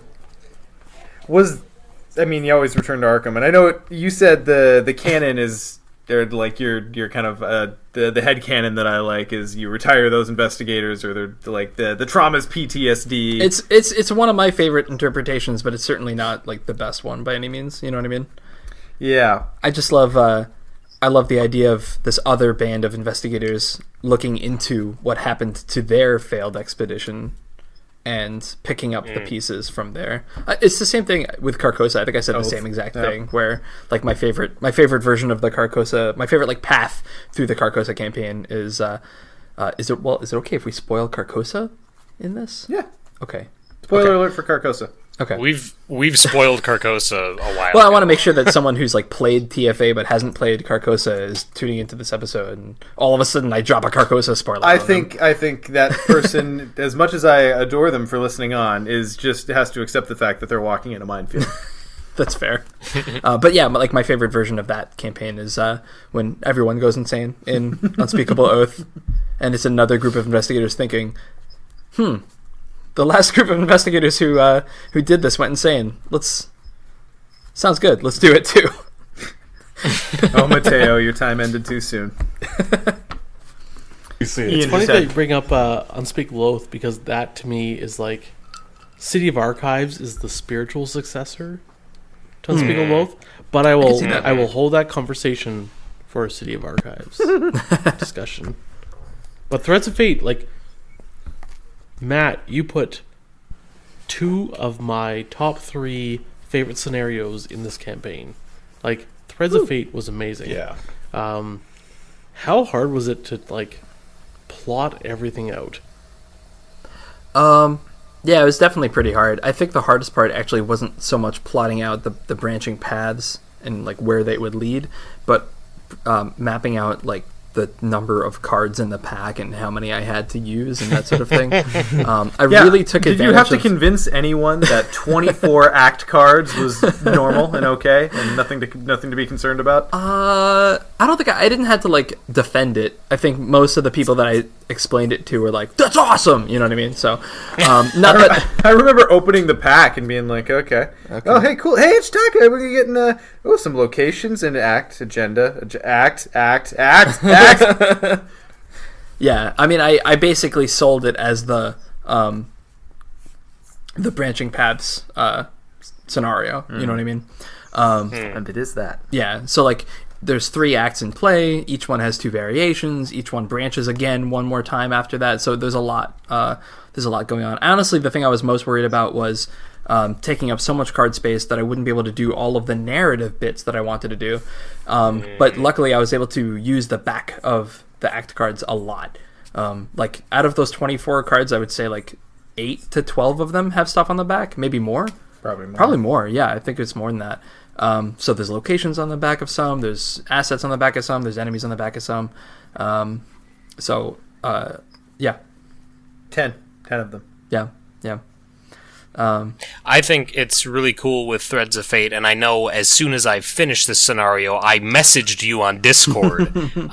But what I thought was one of the most impressive things about it was how it's a different scenario that takes place in Arkham, and yet not only are we reusing locations from the second scenario of this game ever with Midnight Masks, but even there's, like, obviously the setup has to be somewhat similar, but I mean, it's so cool how in a game where each scenario is its own self-contained thing, you can have this feeling, you can evoke this feeling of returning to a place and having it feeling familiar, despite the fact that everything around it, the scenario itself, is 100% different. Like, that was so cool to me, the fact that Arkham still felt like Arkham, despite it felt just like a narrower view of Arkham. So I thought that was a wonderful thing to explore with this, and that's something that I kind of hope that we see in future scenarios as well, returning to places we've seen, but obviously not just in the return boxes, but I mean, you know, in a campaign we go back to Arkham and this part of Arkham, and it's going to feel similar to Midnight Masks as well. Yeah, for sure. So yeah, that was something that Nate I don't want to say he decided early on, but like he talked about with me early on was he thought it would be cool if we reused cards a little bit more. because it creates like a narrative through line for certain places and things.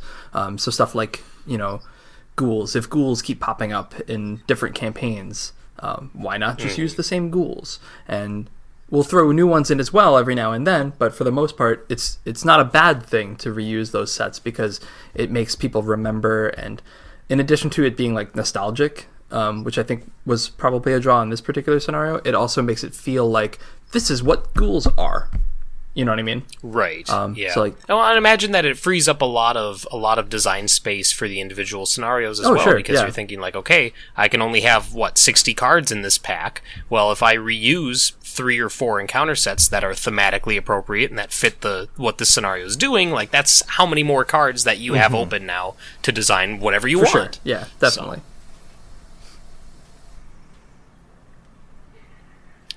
And that's our show. Oh, great. Now that pause gets to stay in. Yeah. So, I suppose let's move to Boundary. Sure.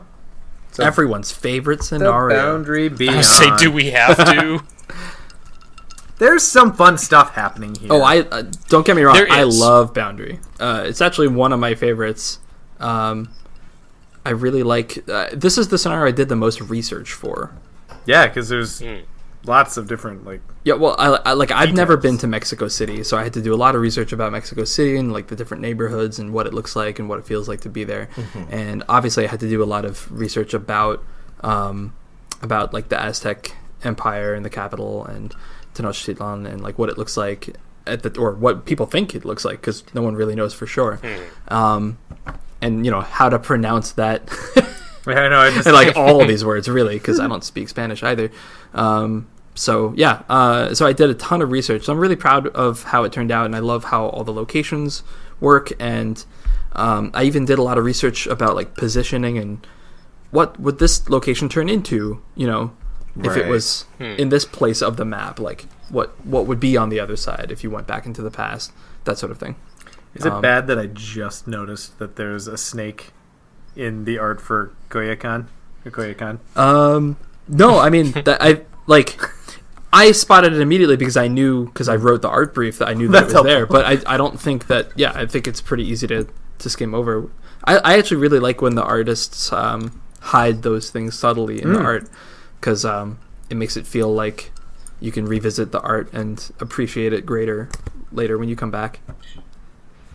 Since we're on the subject of art, I just want to say that the artwork, I forget the location now, but it's one of the ancient locations. It's of the river or the lake or something, and the fact that you can see there's this creature out there, and it's a big creature, huge. But you do not get a good image of it. Like there you go. You wanted a dinosaur. There you go. Yeah, I'm totally, all right. Thanks. You're welcome. I'm gonna take a shot at this. Lake Xochimilco? I think it's, and again, don't quote me on this, but I think it's Xochimilco. Okay. Xochimilco. It sounds better, at least. I mean, sounds better. Yeah.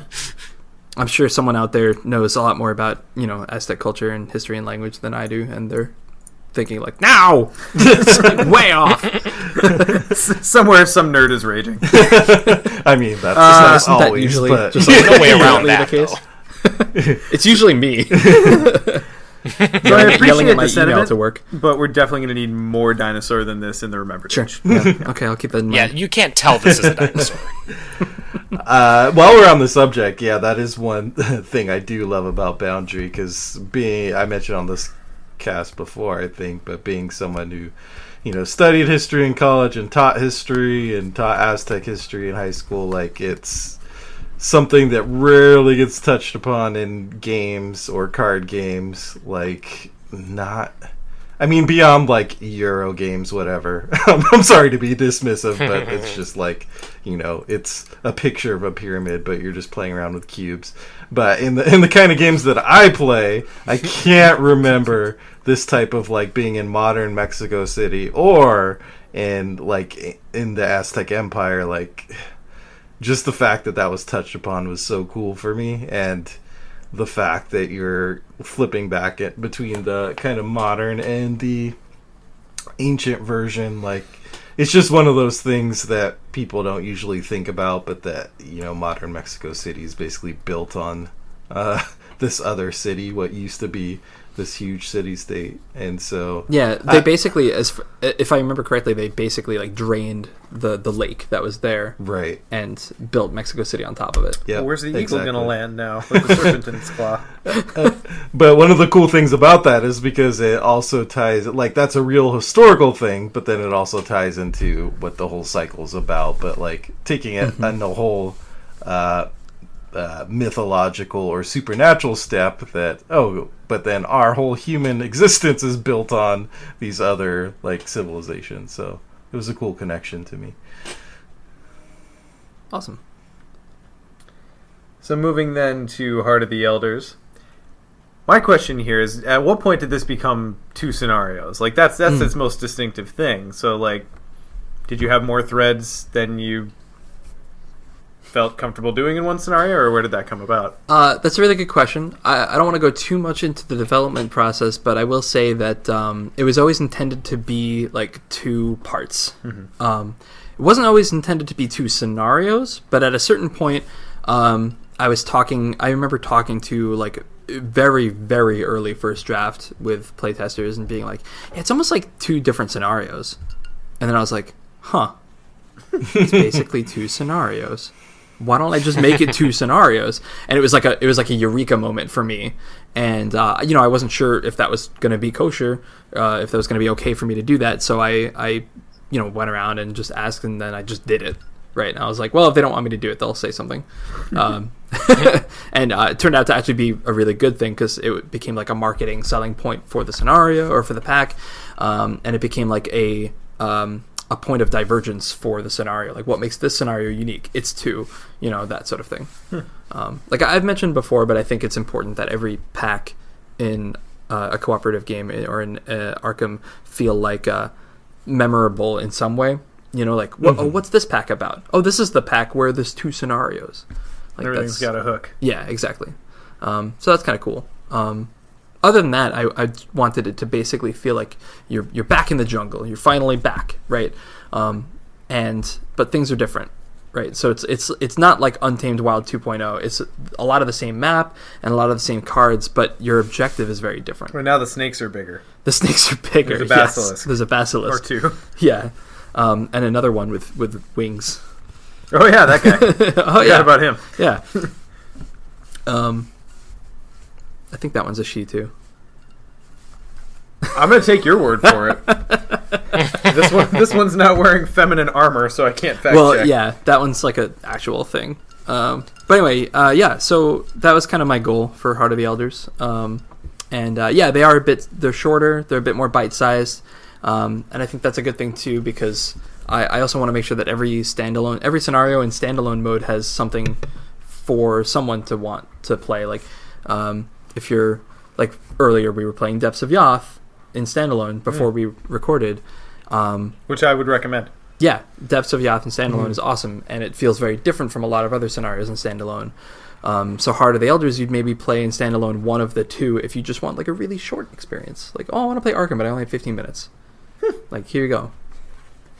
Just play Essex. or that. Yeah. Snack size Arkham. Yeah, snack size. If you have 3 minutes... Snarkham. Yeah. 3 minutes. All right. So now let's talk about City of Archives, because that to me was the moment where I went like, whoa, Matt's doing his weird stuff, God. and it's amazing. Matt Unchained. Yes, I love Matt Unchained the most. He gives us things like Time Warp. Yes, it's true. Well, I was going to say, first of all, let's go in guns blazing and talk about the absolute best thing about City of Archives. I think we can all agree that the Browning automatic rifle has changed. Absolutely changed. It really hasn't changed. It's just made me more efficient. But wonderful weapon. Thank you. I will not bitch about Guardian only getting one card in this pack because it got the card.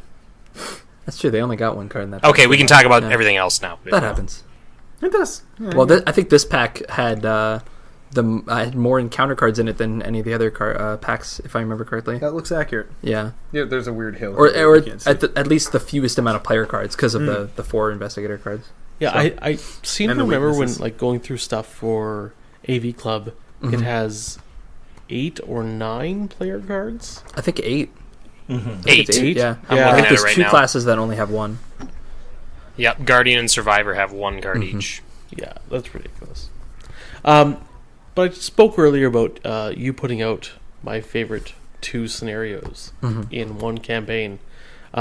This one is by far my favorite for a couple reasons. One being the complexity of it within itself, where you have to achieve certain goals, and those certain goals trigger other cards to be more difficult. So it's almost like the spiritual successor of the Unspeakable Oath, where you have to hit a certain number of goals, but in Unspeakable Oath, like, okay, so you started a riot, but it doesn't do anything. But in City of Archives, it does something. And then also, where with Unspeakable Oath, it could end your campaign, or you could continue on. With City of Archives, you could end your campaign, continue on, or somewhere in the middle ground, Or wish continue your on. campaign as you flail around. You could be shitty. So The process backfired. I cannot wait to see if any of our Iron Man teams at Arkham Knights end up with any Yithians. I suppose so. it depends on how much time they feel like they have left, right? Like in real life, how much time? Because getting all 5 or 6 of those can be really time consuming. Well, that Yes. I mean, and even from a mechanical standpoint, if your deck's not built to give you sufficient icons and draw to keep yourself going, like Sure. you can just fail this. You could, scenario. you could just purposely try to be a Yithian. Although, Or you could even get if to the you, point. even if the process backfires, Spectacularly. is that the word I Yeah. use? Spectacularly, I love it. Even if the process backfires spectacularly, you're not, guaranteed to get it. So, Yeah. if that's your goal, Is it 3 token pulls and you're just trying not to pull bad I stuff? think it's just 2, Two. Okay. and you're trying. But not to get, as we determined when testing Henry Wan, 2 is all you need. Good. but not if you're going for it, then you'll never get it. Right, yeah. Who makes the best Yithian? Is it Lola? I think it might be Silas. So the downside of Lola is from that point forward, you're set. You're like your deck. Mm-hmm. You're done deck building. So, Silas is a good choice. Yeah, but you lose his skill ability. Like No, but your deck is already his deck will be filled with good skills. with Yeah, icons, yeah. but Realistically, every deck by scenario 6, you should have your key components, shouldn't you? Yeah, I mean, Like you should Maybe. be prioritizing those pretty early, I would imagine. So I would think that it's a pretty even playing all field. right, listener would- challenge for Iron Man. Someone Everyone's needs to Yithian. build an encounter deck with the idea that they're going to become a Yithian, and how. And, You mean a investigator deck? right. yes, sorry, that's Yeah. what I meant. Investigator deck with the idea that you will become a Yithian. No, and talk to us I was about gonna how say you we do should- that. Yeah, we should totally that should be our Iron Man goal is to finish with 4 Try Yithians. to win. Oh God! I mean, this is Forgotten I'll Age. pass. Can we just make it finishing? Finishing is winning. I think that honestly, Seeker and Guardian get hit the hardest because they usually Yes. have. I mean, Guardian is kill things, Seekers find clues, and they usually have stats to match. But as a And losing guardian, those you can skills still hurts. hold guns and your weird appendages. Oh, I'm sorry. I Sure. thought you were talking about City of Archives. I didn't know you were talking about Yithians in general. I think both. Because I was though. going to say, Yeah, I guess both. City of Archives hits Guardians That's true. hard because they rely on their items. But you don't need to fight yeah. anything in City of Archives for the first like third to a half of that scenario. I would say. True, but especially on your blind run, by the time you're able to actually start attacking things, you probably aren't in a position to play, 2 weapons or a weapon and whatever. You know what I mean? Like the board might be in such a way, or it might be in such a state that there's too many enemies and you don't have the spare action to play something from hand. Yeah, So that's fair. that's what I ran into anyway. So. Either way, best scenario of the entire game. So. In my opinion. I'm a big fan. I knew. I disagree, but it's up there. I knew right off the bat that just from the premise alone, I think it was going to be like a fan favorite. Yeah. I know you talked like weird a stuff. little Yeah. A bit. lot of people don't know they like weird stuff, but people like weird stuff. They do the weird stuff. So I know you talked earlier about the whole like Yithian aspect of including of inclusion in the campaign, but for this scenario specifically, it's like such a kind of not a break, but it's like you get pulled out of the story that's happening. What was kind of the inspiration for that we're gonna like take this scenario to do something completely different? Was it mostly a mechanical, like I have this cool idea, so let's do this, or was there some kind of like story inspiration, like we need to explore the Yithian motivation more, or both, I guess? I think it was mostly the latter. Like once I settled on the Yithians being, a primary antagonist or one of the primary antagonists, and I was really inspired by the Shadow Out of Time story, I knew that like you said, I wanted to explore their motivations because it is kind of from out of left field at the time. So I wanted to give you time to sort of like, what's the word? Acclimate? Yeah, acclimate to this new development in the story, and like learn about their who they, because not everyone's going to have read The Shadow at a Time or even know what a Yithian is. Right. In fact, I would wager that most people who play probably don't. So I want to make sure that they get it, or at least they get it to a certain extent. And also, as I was reading The Shadow Out of Time, I was like, I want to go to Nakotis. Like, I want to go there. It's a really cool place, and there's so many cool locations that I could think of, and artwork that's going to look fantastic, and cool things that can happen. But because of the very nature of Yithians and Nakotis, it's impossible to go there just like in the middle of the campaign. Like, you can't just like wander. First of all, you can't just wander all the way to Australia from Mexico. Yeah. Like, that's not going to happen. And that's A, and B, like, it's all in ruins at the time of the story. Like, literally the only way to do it is to have them get mind swap. And that's when I thought of basically doing exactly that. I was like, well, I'll just have them get mind swapped. I never realized there was Right. a dimension to it. The mind swap happens through time. Oh yeah. Nakotis is That's- way in the past. So that's how they basically like simulate extending their own life, is by swapping bodies with people who are either far in the future or maybe even far in the past or in different time periods altogether, and like learn about their cultures. So they'll come back and they'll be like, oh yeah, but humans have these things called cell phones. You know what I mean? Like it's not in the 1920s, but you get the Right. idea. Yeah. That's why if you go I mean, to if an Nakotis- alien would come now, that's what they would definitely Exactly, yeah. report on. So like the idea is, there are Yithians walking around among us right now, learning about our culture, and they bring that information back to Nakotis. So Nakotis is like this huge, archive of information from across the entirety of existence. From like start to finish. That was actually one mechanical thing that really tickled me this last time I played it, is that the Great Library is this giant repository of information, 4 clues, and it always refills itself. Yeah. Like, as much time as Yeah. you spend here, you could always find more information. Also, that's why I just grabbed the cards from out of Sean's hands. That's why this. You're that's allowed, why this is a as you thing. I'm showing Sean a card right now. That's why there's silence. Okay.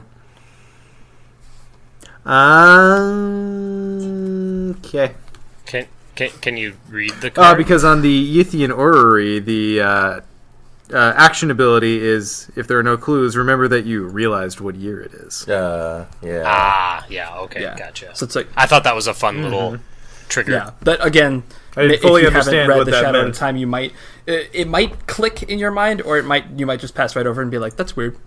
Like, what year is it? I don't know. It didn't tell me. But it might also trigger like, oh, it's a different time period. That sort of thing. Yeah, and then I do like the defeat resolution of the scenario too, where you're dropped in like 1933 or 34 or something like that. Yeah, I love that too. I had a lot of fun writing that one. If I remember my lore correctly, that those Yithian bodies aren't even their native bodies. Didn't they take over those bodies from? Oh yeah. Yeah. They're like a farmed race. that conical mass body with the 4 appendages. That's not a Yithian. Right. That's some other alien race that they've been like mind swapping with for centuries. Well, That's and not what they even originally like looked the like.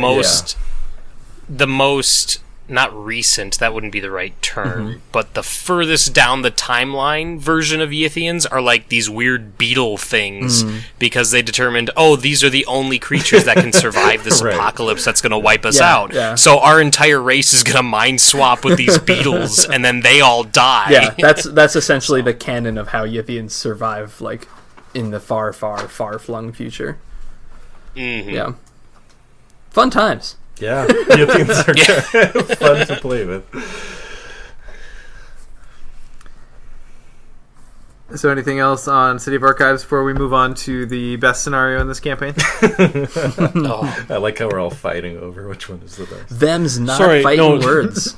No, City of Archives was the best. So Threads was my vote for best, so we're at odds. You guys are... I still think I'm a depths. Just because I love the unlimited potential, the whole idea of like go until you can't, like just Depths keep going. Depths has some strong vibes to it, Moria vibes to it that I appreciate. So, Yeah, I'm a big fan of Depths. I was inspired a lot by Diablo, like the original Diablo. Yes, yeah, which one of my favorite games of all time. So I loved the idea of constantly going down and then resetting and then doing it again and then resetting, and it being like wildly different map each time. And I love the way that the locations sort of organically form a map as you're playing. There's more different layouts of locations in that scenario than I think in any other scenario. Yeah, there's just a ton of different permutations. Yeah. I remember first setting it up and I was like, isn't this going to get repetitive? It's just the same locations, but it doesn't because it's like each time it's making this mini run. Like, how fast can I make this run through this certain pattern? It's a lot of fun.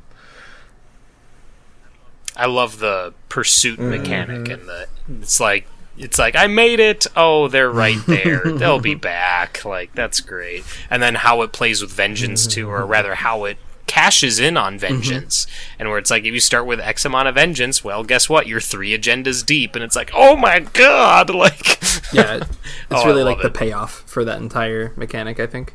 I mean, it comes back after this as well, but this is like the big one, I think. Like if your vengeance is low enough, you might not even see Yig. Accurate. Can confirm. Silas had a really low vengeance run. Yeah. Let's talk for a quick moment about Forgotten Age in a location. My favorite location. The crumbling precipice. Oh, yes. I think that's everyone's favorite location. On my run through of Yoth with Silas, I was way ahead of the curve. I was doing really well, just blasting through. And then I had just an arrangement of locations and enemies show up that necessitated me exploring through this thing 3 separate times. Oh no. I had to burn so many little escape buttons just to make sure I didn't die. But it was cool because, I don't know, the whole thing, just the fact that it's like 3 tests to save yourself from dying, that is cool right there. But then, like this latest time, I actually started looking at it and the significance of it. It's like, okay, you got the willpower test to not look down. Right. And that's the hardest thing, right? Because everyone's going to fucking look down. And then if you look down, you get some vertigo and you got to pass an agility test to steady yourself. And if you don't steady yourself, you fall down onto the ledge and you got to pull yourself up with a strength test. And it's just like, there's so much flavor here in 2 sentences. It's so cool. Thank you. Yeah, I'm really proud of that card. This was another one that is... As soon as I saw it, I messaged Matt and said, "This is D&D's 3 deaths in one card." Yeah. What I like about it too is with the sole exception of if it's your starting location. Yes. Which obviously that's punishing, but with the sole exception of that, and that's like a 1 out of 11 chance, or maybe 12, something like that. Yeah, 11. Otherwise, you can just be like, nope. And back out and go somewhere else. Like you're because it's not adjacent to steps of Yoth, you're never forced to explore there unless it's your starting location. So Pro tip. Yeah. Mark that down for good to Iron know. And if you're playing in multiplayer, it's easier too, because you can just pick the person who's best at the tests to do it. Yep. Or the person in your group that you wouldn't mind falling off a cliff. Yithian, we finally found a use for you. Right, yeah. The yeah. Yithian, yeah. The thing I love is because it's 3 tests, and so you can go into the first test with the sense of like, oh, I got this. Like, one of my favorite runs was Finn. I got it as the very first starting location. It was like, okay, first test, Will, he's gonna fail that. That's fine. Okay, it's a tentacle. And then agility test, I got this. So I boosted up to like 6 or 7 over tentacle. Oh. Luckily, I passed the last test. Now it's real. But that last test was like, okay. But yeah. That was almost the shortest Arkham game ever. Almost ended on the first turn. Yeah, a lot of the stuff in Depths of Yath is meant to evoke this sense of mounting pressure. The enemies in pursuit that kind of build up over time until they're eventually like a tidal wave of enemies that you couldn't possibly deal with. The cards that get stronger with each depth level. That card, just that one card, creates mounting pressure because, as you were just explaining, like if you fail once or twice, it's like the stakes are triple. You know. Yeah. And you're stuck in throwing every trick you have at it just to stay alive. Well, I'll dump my hand. Yep. And this scenario also, the other thing that caught me by surprise when first setting it up is, set Yig aside. So we're very used to the ancient one showing up in the last scenario, and this time he showed up here. And that's kind of why I made the reference to Moria, too, because it's like the ball rug coming. Like, you keep hearing him in the distance in all the flavor text, and then finally he shows up if he can't get out fast enough. But, again, just wondering about that decision to put Yig in the second to last. Was that, again, just a logical story thing? Was it because you wanted to mix it up? From past campaigns. It was a little bit of both. It's pretty novel having the ancient one not show up at the very end. But more importantly, Yig isn't like the primary antagonist of this campaign. Yeah. In fact, if anything, he's just around and you're antagonizing him by killing all of these stupid people. Yeah, true. The primary... just in the shower. You just rang his doorbell a few times. He just wants you out. Just like leave him alone. But like like he's still really the dripping primary wet from the shower in that art. What'd you say? Yeah, he's still dripping wet from the shower in that art. God. Yeah, but like really the primary motivators or antagonists of the campaign are Ichitaka and the artist formerly known as Alejandro. So it made more sense for them to be the focal point or the centerpiece of the last scenario, since that's more, I think, like naturally climactic as a story. Yeah, especially with both of them like betraying you, or one of them betraying you, because they don't always both betray you. Right. It's like when you're 3/4 of the way into a really cool villain arc and all of a sudden the devil shows up and now that's your villain. Yeah, actually, that's like a big classic RPG, especially JRPG thing, where it's like you've had this one villain the whole time, and then all of a sudden from out of left field, it's like, you know, this deity, and you're like, well, that's cool. Trying to think of Persona? One of the Persona games did that, right? I mean, in Persona, Nyarlathotep is straight up a villain. Yeah, that's true. Yeah. Persona's awesome, man. I still haven't played 5. Have a Persona podcast. I need to. Persona 5 is really good. I need to get around to that. Really good. I hear it's coming to the Switch. That'll get me. It's coming to Smash Brothers. Is what it's coming to. It's coming to Smash Bros. Yeah, that's right. The main character of Persona 5 is in Smash Bros. That's awesome. That series has made it. That blew my mind. Yeah, right. For sure. It's up there in like the high ranks of Villager from Yes. Animal Crossing. Yeah, and Rosalina and Wii Fit Trainer. Yeah. I would say, you know what's more impressive? Shovel Knight made it. Yeah, well, as an assist trophy. Right? Oh. Well, still. Yeah. This has been the Smash Brothers podcast. This has been Smash Busters. Yes. Mythos Smashers. Yeah, I do like that kind of more personal antagonist kind of resolution to it, which I remember a few people were kind of speculating about, but I like that it played out that way, and that the Ancient One is kind of just there, like, but in the way that a lot of Ancient Ones are. I saw recently some kind of meme talking about how an analogy of what Cthulhu would be like that if we were humans and there were a bunch of ants in our living room and they were chanting our name. Like, it was like a comedic meme, actually, but it does put it into good perspective about, like, to Yig, it is like some ants that are kind of annoying walking through his territory.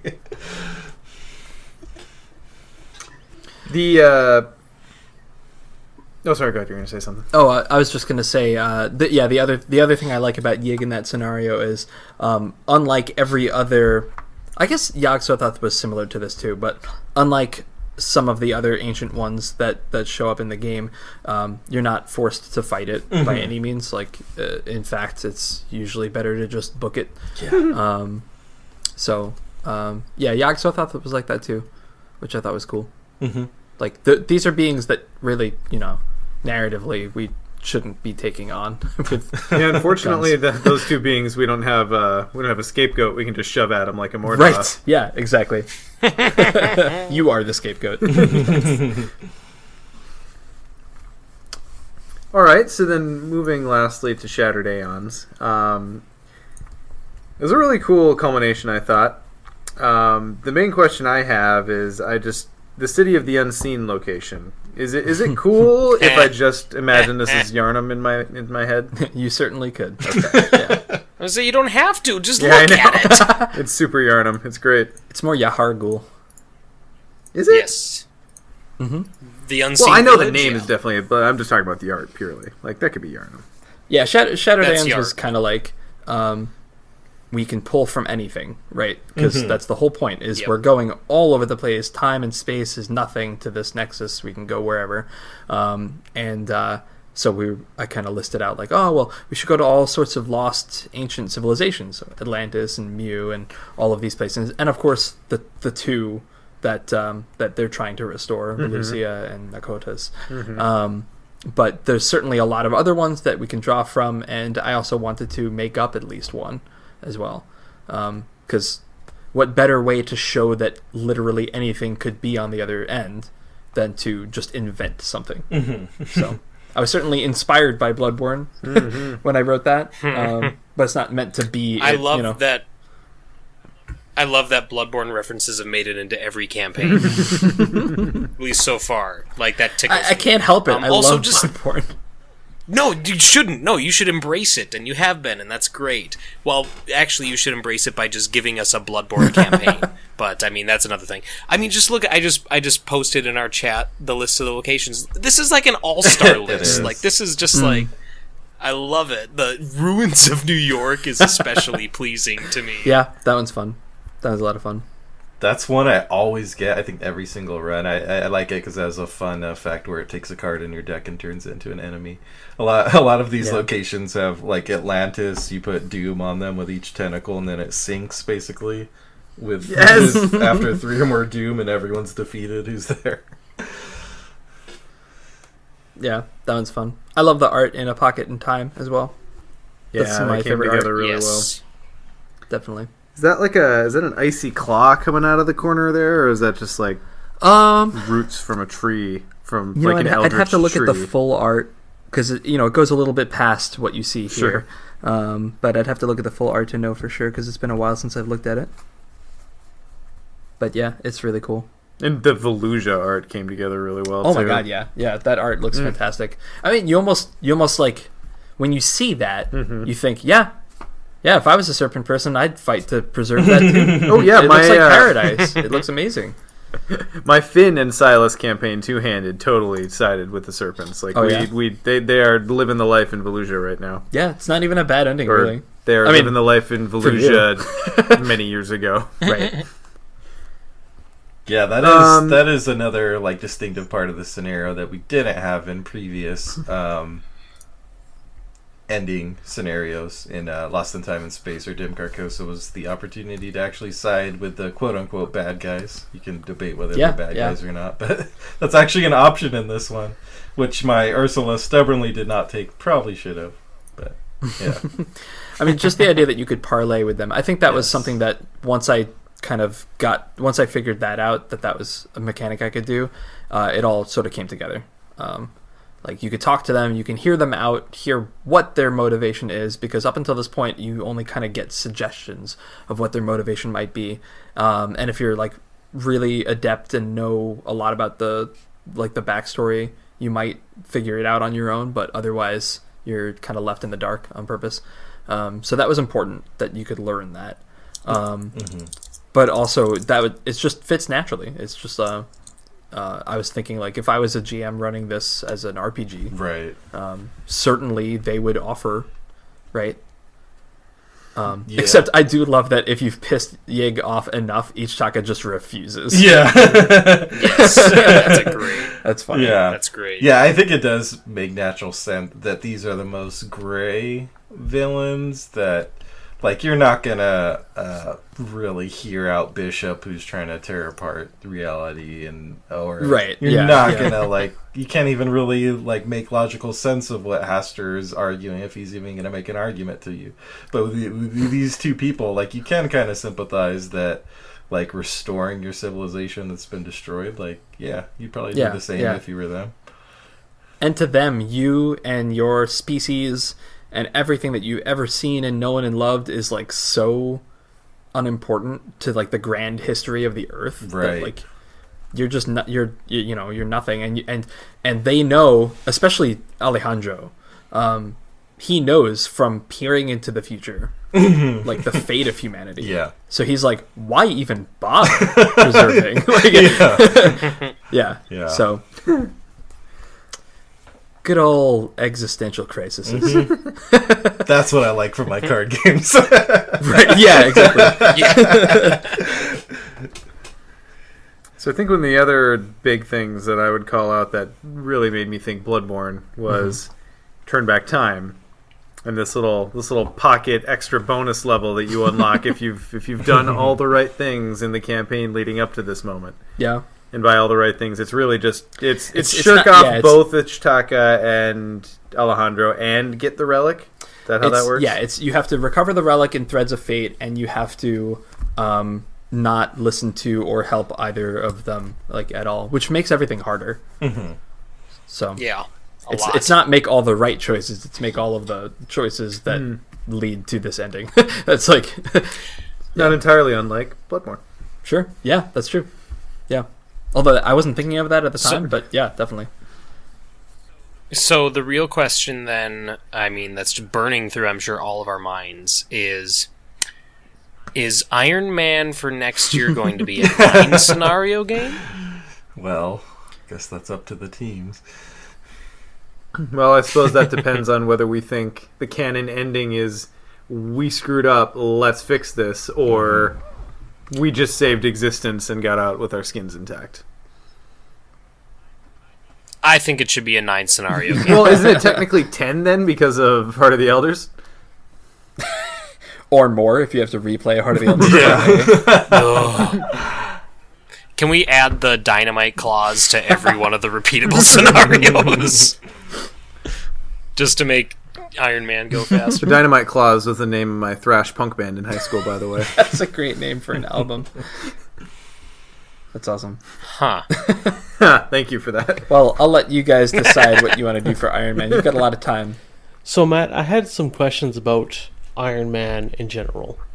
What is your thought on people playing an entire scenario in one game?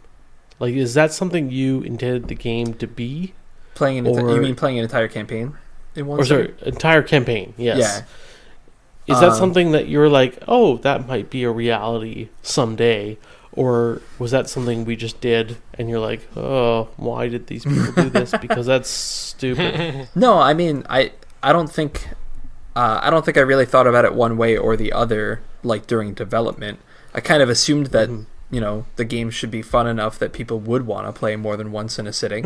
But I anticipated that most people would only want to play maybe 2 or 3 scenarios in a sitting, and certainly that's what I've done in the past when I've played through campaigns with like my friends at home, which doesn't get to happen very often, but when it is, it's like, yeah, we'll play through like 2 scenarios, maybe a third one if it went fast. But I mean, I think it's awesome. Like, why not? You want to come referee next year? I don't know if I can referee is in like an official capacity, but I'm usually around, just like hanging out. But I mean, really, it's no different from if you go to like a tournament. If you went to like a Game of Thrones tournament or an L5R tournament, and you're playing 8 rounds of L5R, right? Like, it's not that much different from that, So, in fact, it's easier because there's no round timers or anything. So if you do go over, you just do, So a deeper question I have to that is, how do you feel about players metagaming scenarios? So currently, I mean, when Carcosa was finished, we kind of figured out, I think, what was the ideal path. I mean, I think there were a few ideal paths. Yeah. But did we make a mistake going conviction? Could ask that. I'll answer ahead of your, because I know what you're getting at, and I think it's fine. It's like perfectly fine. There's nothing wrong with it. Like, I grew up with video games, right? And like, personally, one of the most fun things about video games is it's a thing that you can get better at as a person, as you're playing. You learn the enemy placement. You learn, combos that you didn't know before existed. You just get better at it. And I think that this is the same thing. You learn what cards work better in different scenarios, and you learn what strategies to employ and that sort of thing. So yeah, not only do I think it's fine, but I think it's great. Like, it adds replay value to everything. And that's one of the things that increases the skill cap. Yeah. So you don't take offense to us metagaming the shit out of TFA. I encourage it. I encourage it. I think it's great. And like, it's not only is it going to improve your enjoyment of the Iron Man, and because it's also just fun to do that, I think, but it's also going to engage with the rest of the community, because they're going to say, well, you know what, I disagree with you, I think this, and then the community's getting involved. They're still talking about the campaign. You're not just like, well, TFA's done, boop, next campaign. Like, it increases the lifespan of every scenario. Like, it's nothing but good. It's certainly not for everyone, but right. Just the because cool even kids. now we've just finished Pat the Carcosa Iron Man like 2 months ago, and still people are debating what's the best path through Carcosa. Yeah. And I hope I've designed it in such a way that it's not obvious. Yeah. And that reasonable people can disagree about what the best path is. And if you do find the best path, then sure, that's fine. I know the best path through Super Metroid. Doesn't make Super Metroid any worse. Nick doesn't, can confirm. If that van ride were longer, I would have found it. So last question on that. Is there an optimal supplies bag that you show us your TFA cheat sheet? I don't think there's any way to calculate that, because it's going to be write it down on this notepad I just found. Right. Yeah.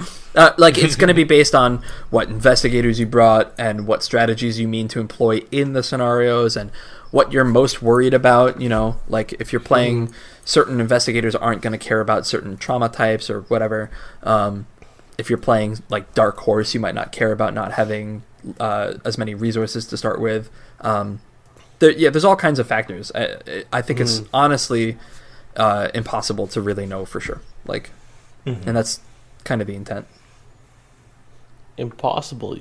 Well, I mean, Scott, when are you going to share your spreadsheet with them? Like we were talking earlier about how awesome My 15 torches are. Google Docs. Yeah. Yes. But if your past experiences with exploration in like the cave scenarios has been, I'm fine.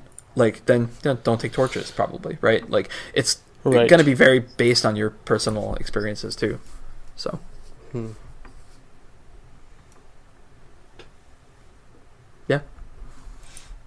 All right, well, let's wrap up TFA then. Running a little long, but I think people will forgive that for a developer interview. Let's talk a little bit about Guardians of the Abyss. Yeah. Who's editing this again? I don't know, ain't me. Episode 50 and 51. Done. 50A, 50B. Yeah, boy. 50A and B. Oh my god, do it. We don't have to go crazy in depth on these. One question I had was this originally intended to be like one standalone scenario, or was it always intended that this was going to be a mini campaign? It was always intended to be 2 scenarios. It was something that I thought of, like I wanted to take advantage of the Gen Con and Arkham Knights thing, and they're close enough together that I thought it would be really cool to have something happen at Gen Con and then like a follow-up at Arkham Knights. And I wanted to record people's, like results at Gen Con and have that affect Arkham Knights, and all of that was sort of the impetus for the entirety of the scenario. I feel very strongly that the Gen Con events are like a rallying point for the community, and I want them to feel different from one another. Like I don't just want to do Labyrinths every year, right? Even though Labyrinths is great and I love Labyrinths and it's my favorite scenario, I don't want to just do that every year. So I wanted to do something different, and that this was what we came up with, was 2 scenarios linked together, and in retail they would release together at the same time. So if you didn't make it to either, which is the vast majority of players, right, you could just pick up a product and you get both. But for the people who go to one or the other or both, it adds even more meaning and impact, because you're affecting the future players and you're affecting like the overall meta of the game. Fair enough. So, all right, elephant in the room. And I'm willing to be sold on this. Like, I'm sitting, I've got my coffee cup, changed my mind. Sure. Why does the Abyss jump automatically with the player count? I love everything about that scenario, except that one just kind of, it puzzles me. So I was just kind of curious what the intent was. I think it just came about through playtesting as a balancing factor. Where Damn it, Jeremy. Like 3 and 4 player groups were finding it easy to reduce the Abyss strength, because they could more easily get all of the different Brotherhood characters into the victory display and accomplish those tasks, because in solo that's really hard to do.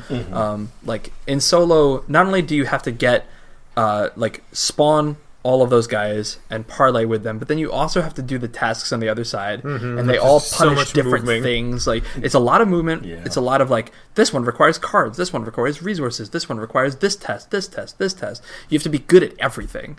But in 4-player, that's not as bad. You can spread out. You can cover all angles. You can have the agility character go do the agility test, and the person with a lot of resources go do the resource thing.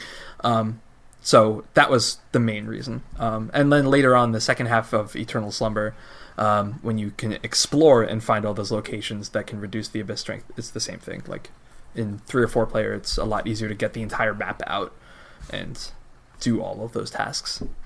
Okay. So fair enough. So now when we discussed Labyrinths with you, we got a bit of an inside scoop on the creator's canon on Exodolon. What's the story with Zahara? Zahara? I think I've pronounced it Jara. Jara. Like, yeah. Jara. There's Jara. And Neath. What's the story there? So I think Jara... Well, both of them are pretty heavily hinted Jara at. also a she? No, Jara... Well, It Jara's... was almost a hat trick. I think Jara is explicitly a he in the text. Correct me if I'm wrong. But so like they're both kind of heavily hinted at what their deal is. Jara is so the Brotherhood of the Beast. Their whole backstory is that they have a prophecy that their chosen one will show up or return and basically like wipe the planet. Right, like that's their thing. And they're aligned with Nyarlathotep. Right. So their chosen one is like an avatar of Nyarlathotep or a servant of Nyarlathotep, and they believe that Jara is their chosen one. Whether he is or not is like open to interpretation. Sure. But they believe it. He believes it. And the Kopesh of the Abyss is supposed to be this artifact that can channel his powers and basically make that prophecy come to fruition. Neith is an entirely different person altogether who's not aligned with him, who he pulled under his sway, like all of the other Brotherhood agents. Like if you read all of their text, with the exception of the one, the assassin, they're all like, yeah, we don't want this either, but we kind of have to because for various different reasons. So that's sort of and that's just the beginning of it. I'm not giving you everything because I want players to sort of theorize on it and hypothesize and come up with their own interpretations as well. But that's all that I just said is kind of like already sort of in the text, at least subtly. Sure. Yeah. So I think one of the other big things that I was kind of curious is these event scenarios generally tend to be a little bit on the harder side because they're kind of meant to be replayed, and this is more like short form Lord of the Rings, where when you're going to play standalone at these things, you can tech against this specific scenario, and it's a completely viable way to play as opposed to campaign where it's maybe not what you do. How do you kind of like? Were you surprised with how many people failed? Or kind of do you have in your mind, like, I want to shoot for a 56% success rate? Or more of a ballpark. Like, I wasn't surprised, but I was not unhappy with it either. It was kind of like, with a Gen Con scenario, I would much rather it be difficult, even to the point of too difficult than easy. Sure. And actually, there was a point in playtesting where it was too easy. And a lot of some of the force effects that you see there were actually like specific pinpoint reactions to that. Like, there was a point in which everyone was just getting the Abyss to 0, and if the Abyss is 0, like there's nothing going on. It's a cakewalk at that point. So that was a problem that we wanted to fix, and ultimately it ended up being what it is. But it's worth noting, I'm very happy of the fact that when you play it in campaign mode, it's really not that bad. A lot of that difficulty comes from the bag, and that's on purpose. Like it's like you said, if you're slotting into campaign mode, it should feel like it organically kind of comes about with the difficulty of the campaign that you're playing. Like it's just kind of fits right in there. Can confirm, I've put both of them in a campaign. Yeah, it did, and it felt like about the same difficulty level. Well, I mean, maybe a little bit harder. A little bit harder. The enemies are still just taxing, but the bag felt way more in line with like what you're used to. Yeah, but I wanted it to feel like, especially with like repercussions on the line, I didn't want it to be like too easy at Gen Con. And also, I think at Gen Con especially, like if you're coming all the way out here to Gen Con and you are you're coming to this event and you're like paying money to be here, you're probably a veteran player or an expert or a skilled player, or at least good enough that like you're expecting a challenge.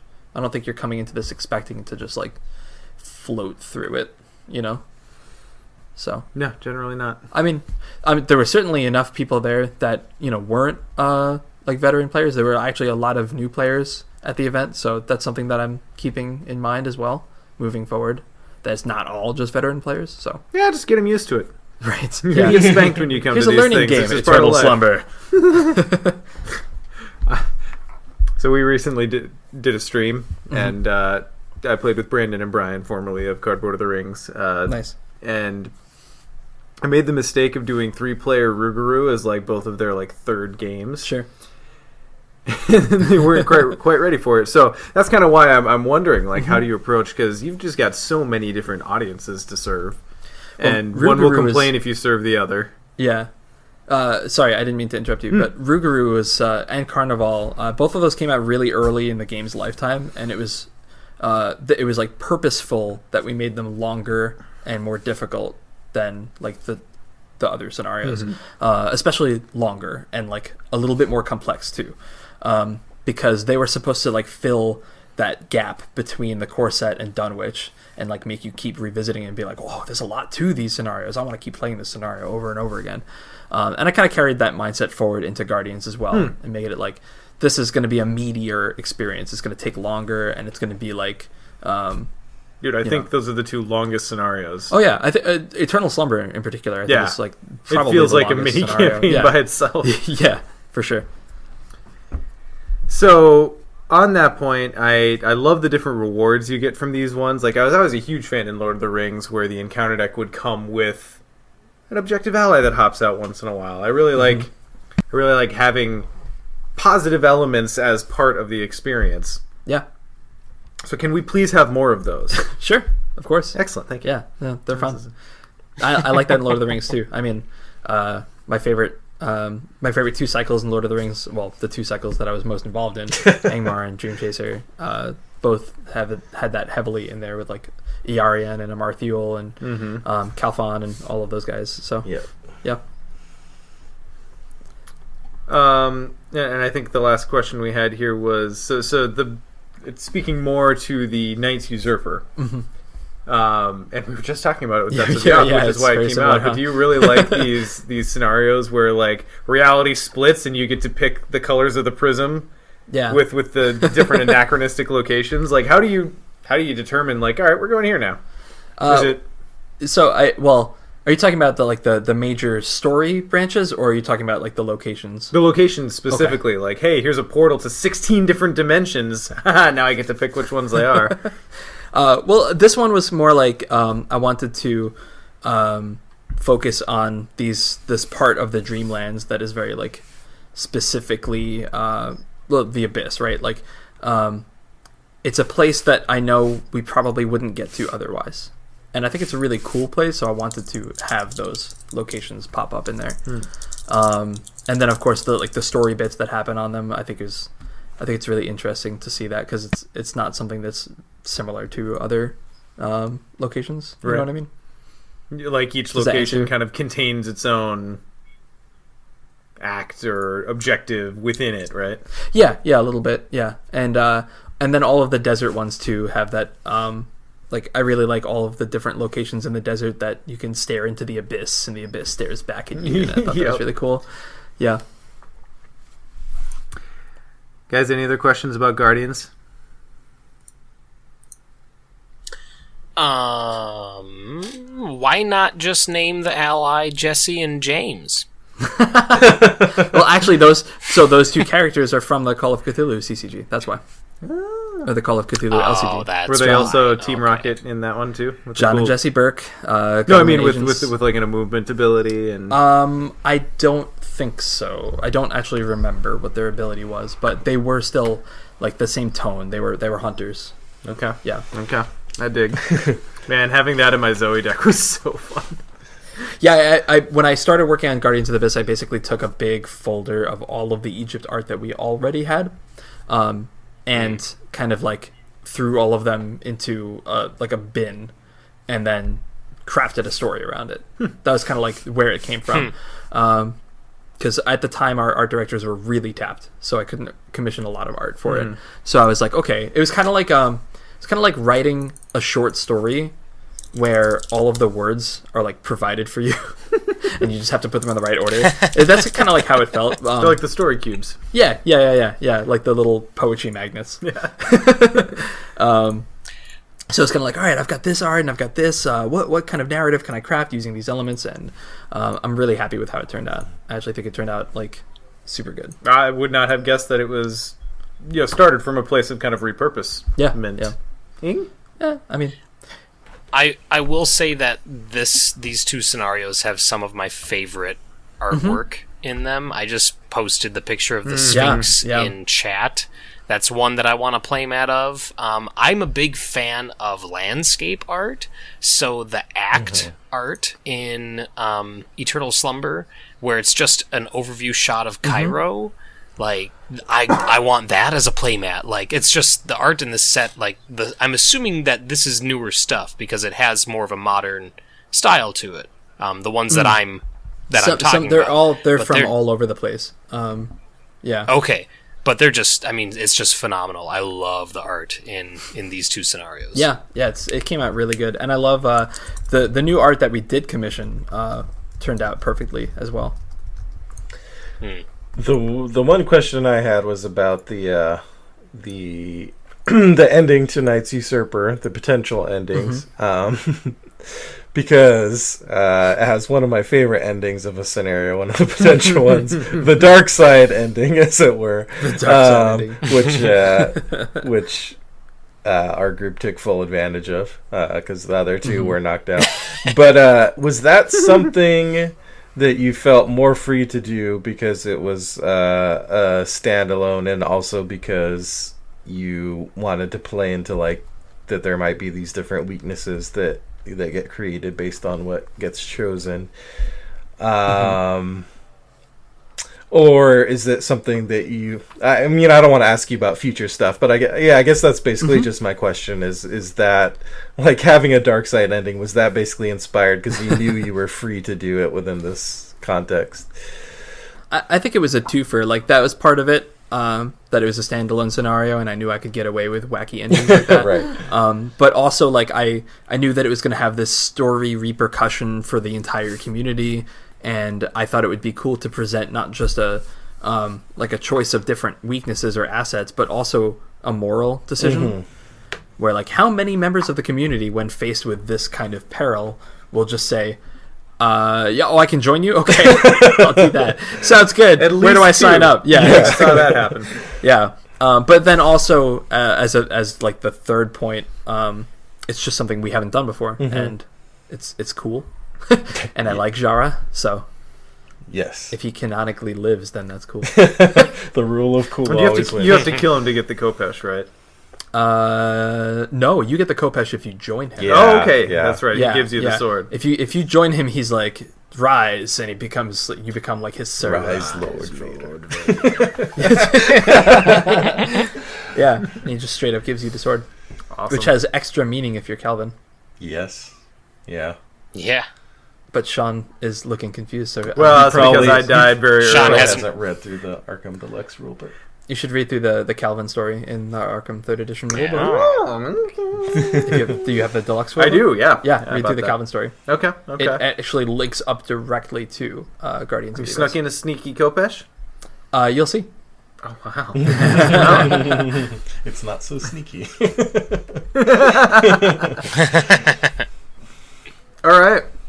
Well, as we kind of start to wrap things up here, Matt, I hope you'll tell us. Obviously, I know you can't get into specifics, but what are vaguely the things you're most excited for as we go into the Circle Undone? I'm excited. And it's Sorry, go ahead. oh yeah, and other than Diana Stanley, of course. Obviously, of course. How could I forget? I'm excited, first of all, for another complete change in tone. Like I've said it before, and I'll just keep saying it until my voice wears thin. But I want every campaign to feel very different from one another. And once again, I think this is going to be a huge departure from the Forgotten Age. Not just mechanics, but also like the tone of it. The themes of each campaign like grow in like narrative, not complexity, but like Scope? yeah, I think that's a good way of putting it. And I think this campaign more than any other, I think we really did a good job of selling the theme of the campaign. It really pervades through everything. So I'm really happy about that. And I'm really excited for the future of the card game in general. It looks really bright. Or dark, depending on where you're sitting. Yeah, or dark. Yeah. This campaign is certainly dark. Nice. So, confirm or not confirm Brown Jenkin ally? I will neither confirm nor deny the existence of Brown Chicken in any way, shape, or form. I had to try. You know, Sean, your personal arc with Brown Jenkin has got to be that's got to be like the defining thing of the first 50 episodes of Mythos Busters, because you've gone from loathing the thing to now wanting it as a an playable ally. Of all things. Right. I already gave you Diana. Aren't you happy enough? Oh, I am elated. But you've been on the internet long enough. Like it takes people like 2 seconds before they're like, all right, what's next? I'm not immune. Oh, I'm also excited to return to Arkham and really explore Arkham. Yes. Like previous campaigns have had scenarios set in Arkham and been in Arkham, but I think this campaign more than any other really explores Arkham and like its past and its history and all of the secrets that lie within. Nice.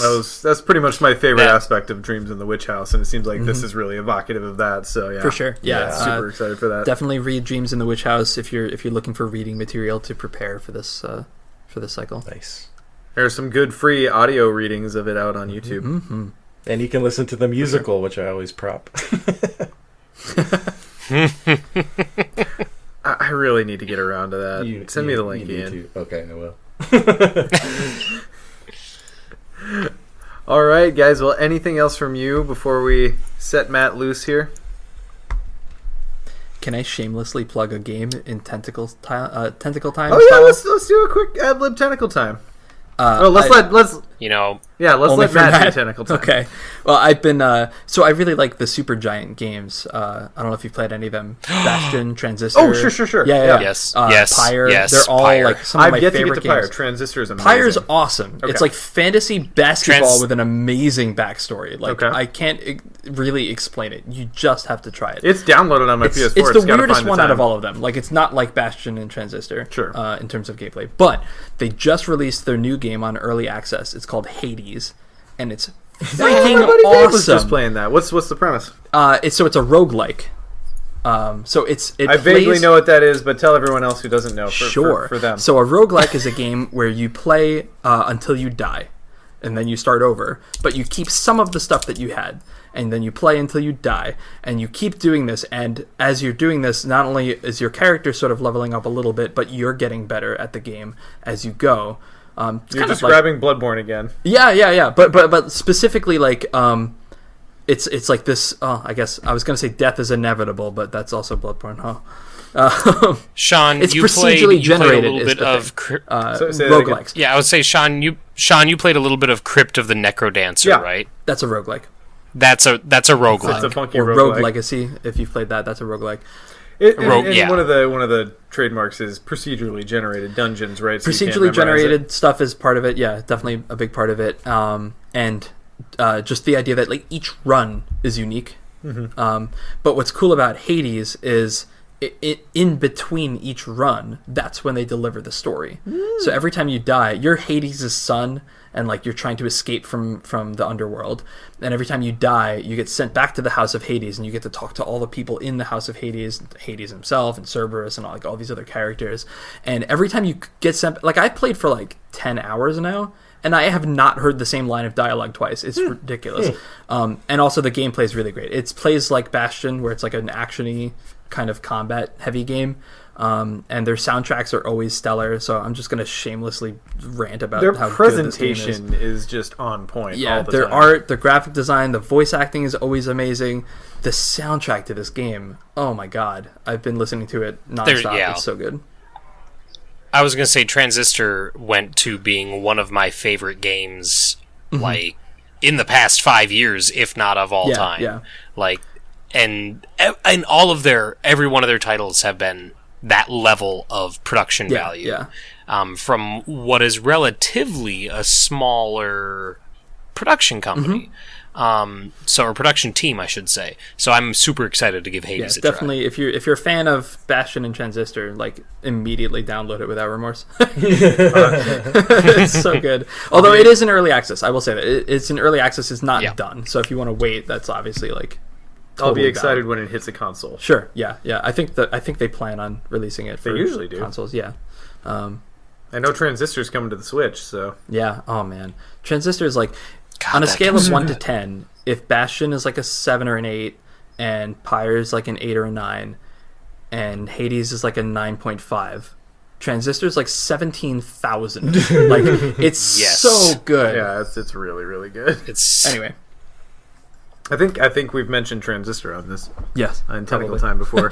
Changed my life when I turned on the controller speaker on my controller, and the sword actually spoke to me the way it's supposed to. Oh, it was so good. For sure. Yeah.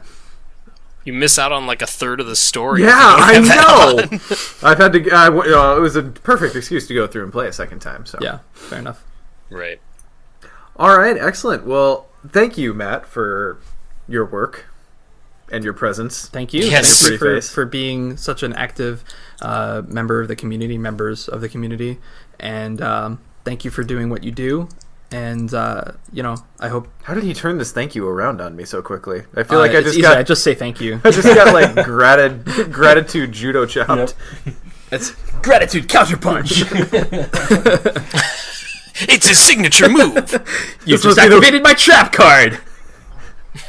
Surely this is the work of an enemy stand. Oh my god. Thank you.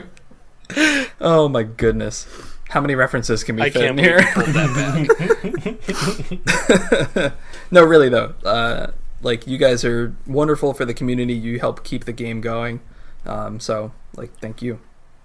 Well, and thank you for joining us for these chats. We always love them. I know it's a little hard to schedule them at times, but always worth it. And I know the listeners love hearing this stuff as much as we do. So, Yay. excellent. So, on behalf of Mythos Busters Incorporated, thank you for this campaign, and I hope we can expect to hear back from you at the end of the next one, if not sooner. For sure. Definitely. Fantastic. Well, that will conclude this extra special episode 50 of Mythos Busters. Sorry, Matt and I both just burped at the same time, and we met eyes when it happened. What? No, it's fine. I didn't do that at all. I was laughing at the extra special episode 50, and then it's quiet for a second, and then Ian's just... Yes, it is. I'll indeed allow 50. And look forward to joining us for extra special episode 100, where we're going to be doing something awesome, TBD. Ooh. Well, that'll be in a while, right? One would think. 50 more episodes. unless we're going to go to a weekly release. And but I feel like we would make it to 100 at that skip point. 20. Yeah, there you go. Why not? Let's start counting the AB episodes as our numbered episodes. Ooh, or do return to previous episodes. Oh my god. Return to episode 24. Return to Moanfest. There you go. Return to Strap In Fucker. Which is Yeah! That's one of my favorite titles. I forgot about that one. I'm trying to remember which scenario that was in Return regards to to. Puckering Time. Was that one of the other ones? I have nothing to do with this part of don't. the conversation, viewers. No, it's all us and our shameless, stupid inside jokes. Anyway, thank you all for joining us, and we'll see you next time for Mythos Busters episode 51.